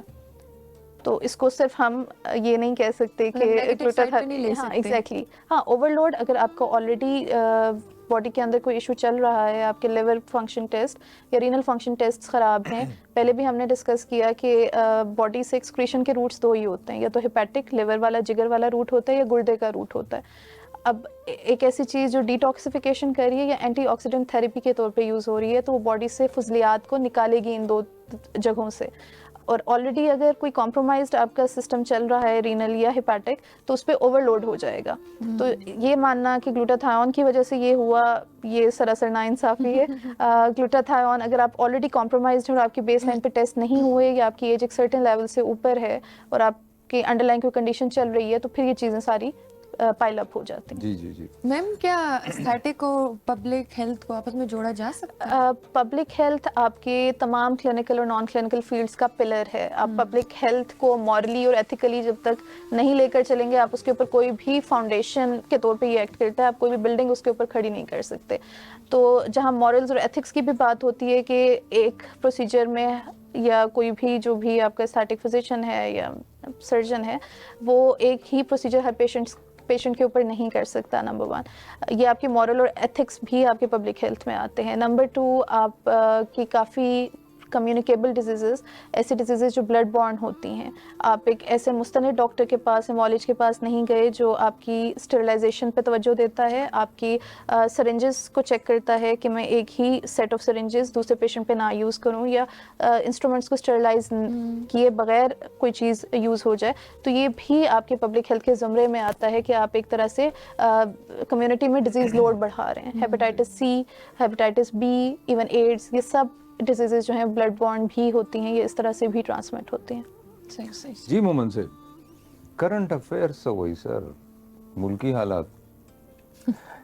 मुल्की बस यो खुदा दे چې دی وخت ټول نغړ مسله چې دا خو د پاکستان او افغانستان جنگ دی او بیا دغه نه علاوه د مودي زموږ خپل ځکه سیاست ته جی خپل سیاست چې دی کې خو انسټیبিলিټی دا لکه ته وګوره په صوبه کې زموږ صوبه خیبر پختونخوا چې دهشتګردۍ نه ډېره زیاته متاثره ده 12 مړي موږ اوچت کړي لاست 2 ډیز کې د پولیسو او وزیراعلی چې دی هغه اسلام آباد کې ناسته هغه وایي زه اډیالي مخې ته چې دی احتجاج کوم د سپریم کورټ مخې ته احتجاج کوم او صوبه چې د هغه دی حواله لیټرلی دی وخت کې د خیبر پختونخوا چې کوم پالیټکس دی هغه د علي مخان په لاس کې دی که سهیل افریدي وزیر اعلی اسلام آباد ته نه راځي نو د الټیمیټلی دغه د کرسۍ تلو یره ده او که هغه اسلام آباد ته راځي نو صوبه کې صورتحال همدغه دی زه دا نه وایم چېرې د وفاقي حکومت فیلورز نه دي تاسو ویلی شي چې د سهیل افریدي ته دا سیټ ورکړی څه د دې دپاره دی چې ستا به یو موټو پکار دی چې بس ډیاله ته راځه او بس د خان رهایي دپاره چې کم دی نو ګوره دې کې شک نشته ګوره ګنډپور چې دی سهیل سره زما ډېر ښه یو تعلق دی ګنډپور سره ما ډېر کلوز ایز ا جرنلسټ تعلق پاتې شو ګنډپور گورننس سیزونه د سهیل افریدي په نسبت باندې ډېر ښه ډیلیوري هم د هغه ډېره ښه وه بل دا چې هغه پولیټیکل ټمپریچر ډاون کولو کوشش هم کوو خو د هغه یو مسله وه چې لږ هغه دا وایي چې ته 2 در اسلام آباد ته راغلی تا د اډیالي دیوال مات نه کو واپس لاړې او په دنیا کې کله هم داسې نه کېږي دنیا د پالیټکس دا پیټرن نه دی چې یو کس یو جلسه یا جته به راځي او هغه به دیوال ماتوي او هغه به ځي او به سړی ځان سره بوځي دا کله هم نه کېږي دا فلمونو کې کوو موږ اکثر دا ملیټنټس کوي موږ فلمونو کې کوو سره فلمونو کې یا په فلمونو کې کېږي په ملیټنټس کې نو دا هغه چیز دی لکه ته اوس وګوره زه د دې ځای نه ارباز خان زه خپل کلي ته ځمه نو ما سره 1800 سی سی ګاډی دی نو زه چې د 0 پوینټ نه وځم او مومند چې کوم شروع کېږي هغه تقریبا 291 کیلومیټر دی نو دلته زما 4 غنټې لګي 4 غنټې 290 کیلومیټر او به چې د مومند کوم سړک دغه 25 کیلومیټر دی هلته به زما 3 غنټې لګي او دا منصوبه خیبر پختونخوا مطلب د خیبر پختونخوا صوبایي حکومت محمود خان چې کله وزیر اعلی په 2018 کې شروع کړي او د دې ټیکه د پرویز خټک زوم ته ملاو شو خټک اینډ کو اوس پورې هغه پروجیکټ جوړ نشو اوس که ماته څوک وایي چې عمران خان را خلاصېږي یا د پی ټی آی پالیټکس څنګه دي زه د خپلې صوبې غم پیله کوم زه چې د موټروی نه په 400 کې کوټم نو 400 کې خراب سړکونه چې دی زما ویلکم کوي به ګورننس لکه دا چې به درته وایي چې سکیورټي خو د فوج مسله ده او بھائی سکیورټي د فوج مسله ده خو هغه بارډر ده نو که ستا په پولیس باندې اټیک کېږي دا خو دننه دا خو ذمہواري خو د پولیس ته چې هغه یا د صوبې ده اډمنسټریټیو پوزیشن دی چې هغه صورتحال ټیکي دی به کدي طرف ته وګورئ نون لیگ چې دی هغې مطلب په پولیټیکل یو هایبریډ ریجیم دی، هغه رنګې پولیټیکل دغه نشته دی، نو هغوی هم هغه رنګې کوشش وکړو چې پی ټي آی سره کینی، خو چونکې پی ټي آی د عمران خان لاندې یو خبره هم نه کوي، او نواز شریف چې دی که هغه هم ریلیف اخیستی دی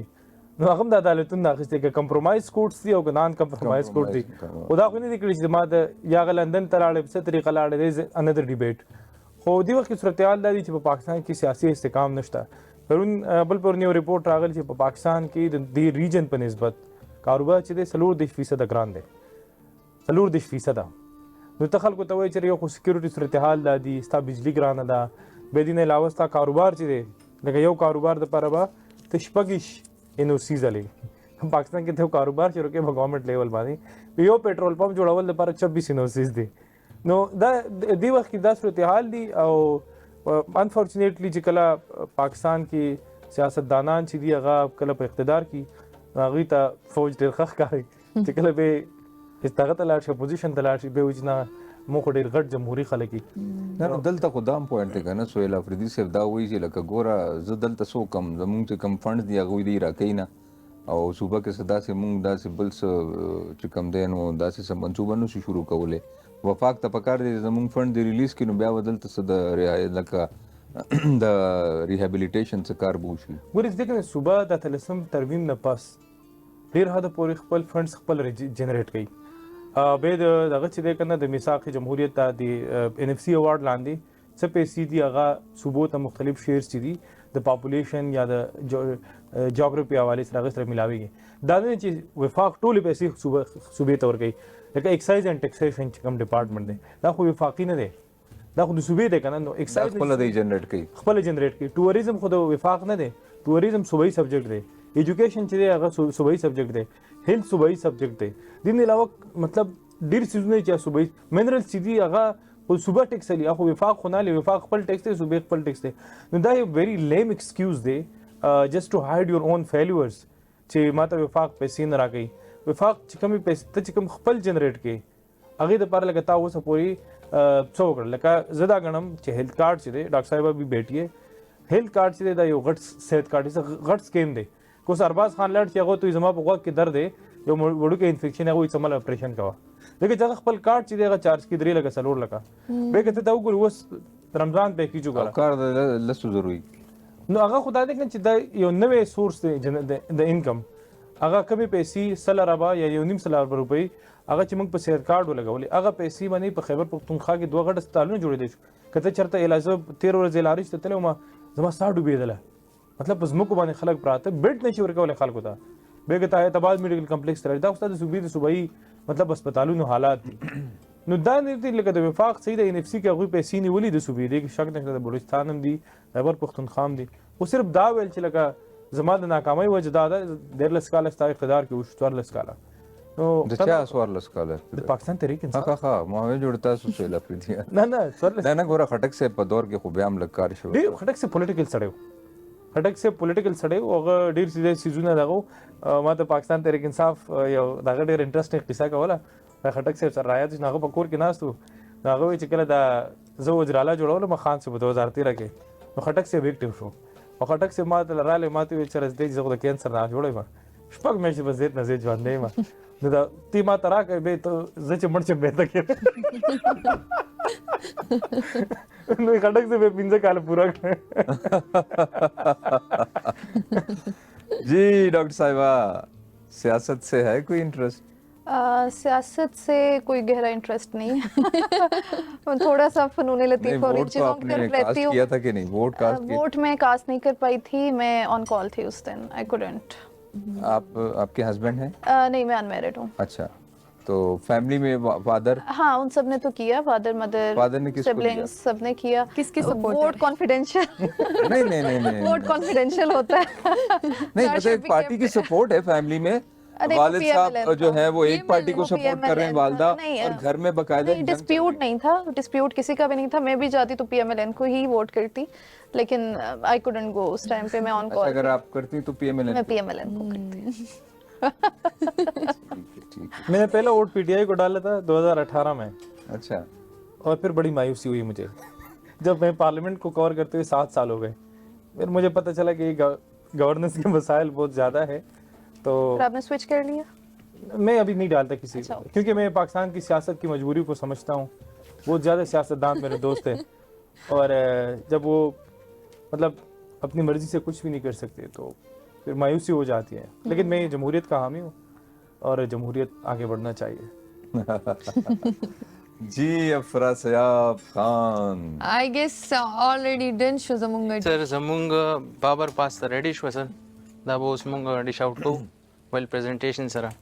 Bia beta su test koyo mata review ra koy sir. देखिए तासो ऑलिव ऑयल हम यूज करी दी. आओ जी मैम देखिए मुंग स्टार्ट के ऑलिव ऑयल यूज को आगे की मुंग गार्लिक ऐड को आगे ना पस मुंग पेपरोनी पर के ऐड की तासो डाल डबल ऑयल ने दी यूज करी ऑलिव ऑयल. द डालडा ऑलिव ऑयल मुंग देखिए. Okay okay. او دې سره سره چې کوم دی نو بس یو دمه به واخلو. بخیر رمضان بخیر رمضان بخیر رمضان. Welcome back. हम Pashto one Ramzan transmission په خیر رمضان کې یو ځل بیا موږ تاسو ته هر کله وایو. جی بالکل. جی ڈاکٹر صاحبہ, کوئی دل کی بات کرنا چاہیں تو کریں. دل کی بات دل کی بات کیمرے پہ نہیں کرنی چاہیے میرا خیال ہے, آن کیمرہ نہیں. نہیں, میں اسٹیٹک کی بات کر رہا ہوں, آپ کے پروفیشن کی بات کر رہا ہوں. میم کوئی پیغام جو آپ آڈینس کو دینا چاہیں. آپ کا ابھی ارادہ نہیں ہے, جب آپ کا ارادہ ہوگا. ہاں ابھی میرا بالکل ارادہ نہیں ہے, یہ آپ نے ٹھیک پہچانا. مجھے تھوڑی سی اپنی آزادی اچھی لگ رہی ہے کیونکہ میں آپ کو کیا لگتا ہے شادی کے بعد وہ باؤنڈ ہو جاتی ہے؟ ہاں باؤنڈ ہو جاتا ہے, کیونکہ میں نے تو پڑھائی میرا خیال ہے لاسٹ ایئر جنوری میں چھوڑی, ابھی بھی چل ہی رہی ہے, لیکن وہ ایک اسٹرکٹ قسم کی پڑھائی تھی. ایسے ہم نے کپل ہمارے خود یہاں پر ہم نے دیکھے ہیں, میں نے ریئل لائف میں بھی اتنے سپورٹیو ہوتے ہیں, ہسبینڈ اتنے سپورٹیو ہوتے ہیں. کچھ ہوتے ہیں لیکن نہیں, آج کل لوگ زیادہ ہیں, ان کی بات بالکل ٹھیک ہے, متفق ہوں میں اس بات سے, لیکن میں خود کریئر اورینٹڈ زیادہ تھی شروع سے. آئیڈیل ہے ہوتا ہے نا لڑکیاں, وہ شاید میرا آئیڈیل اس لیول پہ ہے, اس لیے ابھی تک وہ مارز وجود میں ہی نہیں آیا. اللہ اکبر, اللہ اکبر. وہ شاید یہ ایشو بھی ہے تھوڑا سا. ویسے جب ملے گا تو ہمیں ضرور بتائیے گا. میں ضرور بتاؤں گی, ملنے کو تو ضرور بلائیے گا. بتائیے گا, پھر ہم انہیں بلائیں گے. اگر اس نہج تک بات پہنچے گی تو میں پھر بلاؤں گی, ویسے بتا دوں گی آئیڈیل میٹ ہے. نہیں تو پھر جب ابھی وہ معرض وجود میں ہی نہیں آیا, اب وہ آئے گا, پھر اتنا بڑا ہوگا تو پھر وہ تو بڑا ایج ڈفرنس ہو جائے گا. جی آج کل کے دور میں تو آپ کو پتہ ہے ایج از جسٹ اے نمبر. With all the advancements ہونا چاہیے جمع عمر آ چکی رکھتے ہیں. اب تو ایج میٹر ہی نہیں کرتی, تو میٹر ہی نہیں کرتی. چلیں جی, ہماری دعا ہے کہ اللہ تعالیٰ. تو حکیم صاحب کی شادی بڑی وائرل ہے نا. حکیم صاحب بھی پتہ نہیں کیا ہی ہے. وہ بڑی اچھی کسی نے بات کی کہ وہ لڑکی نے جو ہے نا حکیم صاحب کی انکم اور ان کے دن کام دیکھ کر نا ان سے شادی کی ہے. بہرحال جی کوئی بات نہیں ہے, آپ والی بات کی. شادی میرا خیال ہے ایک فیز آف لائف ہے, لائف اس کو نہیں لینا چاہیے. جیسے آپ باقی فیزز سے گزرتے ہیں, جب آپ کو لگے کہ ٹائم ٹھیک ہے تو دین یو شوڈ جمپ انٹو اٹ. فیملی پریشر بھی ہوتا ہے نا. فیملی پریشر تو بہت ہوتا ہے, بینگ اے فیمیل سوسائٹی کے پریشرز بہت ہوتے ہیں, آپ کی سراؤنڈنگ میں کافی کولیگز اور وہ والی چیزیں بھی ہوتی ہیں, لیکن آپ کو پتہ ہوتا ہے کہ کب اٹس دا رائٹ ٹائم. کیریئر کا جو رومانس ہے اس سے بڑا رومانس نہیں ہے, اس سے بڑا کوئی رومانس نہیں ہے. پہلے زمانے میں تو یہ ہوتا تھا چھوٹی چھوٹی عمروں میں شادی ہو جاتی تھی, آج کل ایسا نہیں ہوتا. اس ٹائم پہ لوگوں میں تھوڑی جو کم ایج میں شادی ہوتی ہے اس میں میرا خیال ہے آپ انٹلیکچولی اتنے میچور نہیں ہوئے ہوتے. ونس یو کراس دیٹ ایج یا آپ اچیو کر لیتے ہیں وہ میچورٹی, تو پھر گیٹس ڈیفیکلٹ کہ آپ کی انڈرسٹینڈنگ والا کوئی میوچل انڈرسٹینڈنگ. کہ وہ پرانی شادیاں اچھی تھیں کہ وہ شادی پہلے ہو جاتی تھی اور انڈرسٹینڈنگ یا پیار وہ چیز جو تھی نا, انٹیمیسی, وہ بعد میں ڈیولپ ہوتی تھی. وہی اچھی چیز تھی, کیونکہ اب جب آپ کو پتہ چل جاتا ہے کہ باہر مارکیٹ میں کیا چل رہا ہے تو پھر آپ شادی سے دور ہی رہتے ہیں. سمجھوتا پھر تو آپ کمپرومائز ہی کر رہے ہوتے ہیں. ان شارٹ پھر آپ کمپرومائز ہی کر رہے ہیں. ڈاکٹر صاحب اچھا, ویسے ایک بار تو شادی کرنی چاہیے تاکہ پتہ چلے تاکہ پچھتاتے رہیں بعد میں. مجھے بھی یہی بولے پتہ چلے کہ کیوں نہیں کرنی چاہیے. وہ کہتے ہیں شادی سے بڑا کوئی جوا نہیں ہے, اٹس اے گیمبل. اٹس ناٹ اے جینڈر اسپیسیفک, لیکن ایک چیز ہے نا, اس دن ہم بیٹھے تھے ایک ہسٹری میں, تو لوگ کہتے کہ ٹریفک بہت زیادہ ہے, تو کہتے یورپ میں نا ایک جگہ پہ بہت زیادہ ٹریفک ہوتی تھی دفتر کے سامنے. جب چھٹیاں ہوتی, جب دفتر سے جب چھٹی ہو جاتی تھی تو گورنمنٹ بڑی پریشان ہو گئے کہ یہ رش کو کیسے کنٹرول کرتے. اس نے جگہ جگہ سائن بورڈ لگا دیا اور انہوں نے کہا کہ ڈونٹ بی ان ہری, سیم وائف از ویٹنگ فار یو. چلیں جی, اچھی بات ہے, اچھی بات ہے. جی افراز سے آپ سے تاسو واده کړه کنه نه کړه؟ او جی سر ما واده کړی دی. ختم ګر شوی لکه کې دې خزه صحیح ده سدي سر ډیش آوټ کوو مونږ تاسو په خپل اوسول چې کې ده نو بس سو وایو جی سر زموږ پاستا ډیش آوټ شو ول پریزنټیشن سره بابر پاستا او د لپاره موږ سره سپانسر وو ډالډا بناسپتی اینڈ کوکنګ آئل جہاں مامتا وہاں ڈالڈا اور پاستے لپاره موږ سره وو جی بیک پارلر ا ٹرو پاستا ایکسپرٹ. بیک پارلر سبھی کھاتے ہیں اور بھی جو ہمارے اور اگر سارا زمونگ سارا سپانسر کے دے شیزی کچن اینڈ انٹیریئر. جی نو ڈاکٹر صاحب آپ کا صاحبہ ڈاکٹر صاحب آپ کا بہت بہت شکریہ. ہم جو ہے نا ایک بار پھر آپ کا شکریہ ادا کرتے ہیں. بہت شکریہ آپ نے بلایا, اتنا اچھا ہمارا کوالٹی ٹائم سپینڈ ہوا اور ایک علمی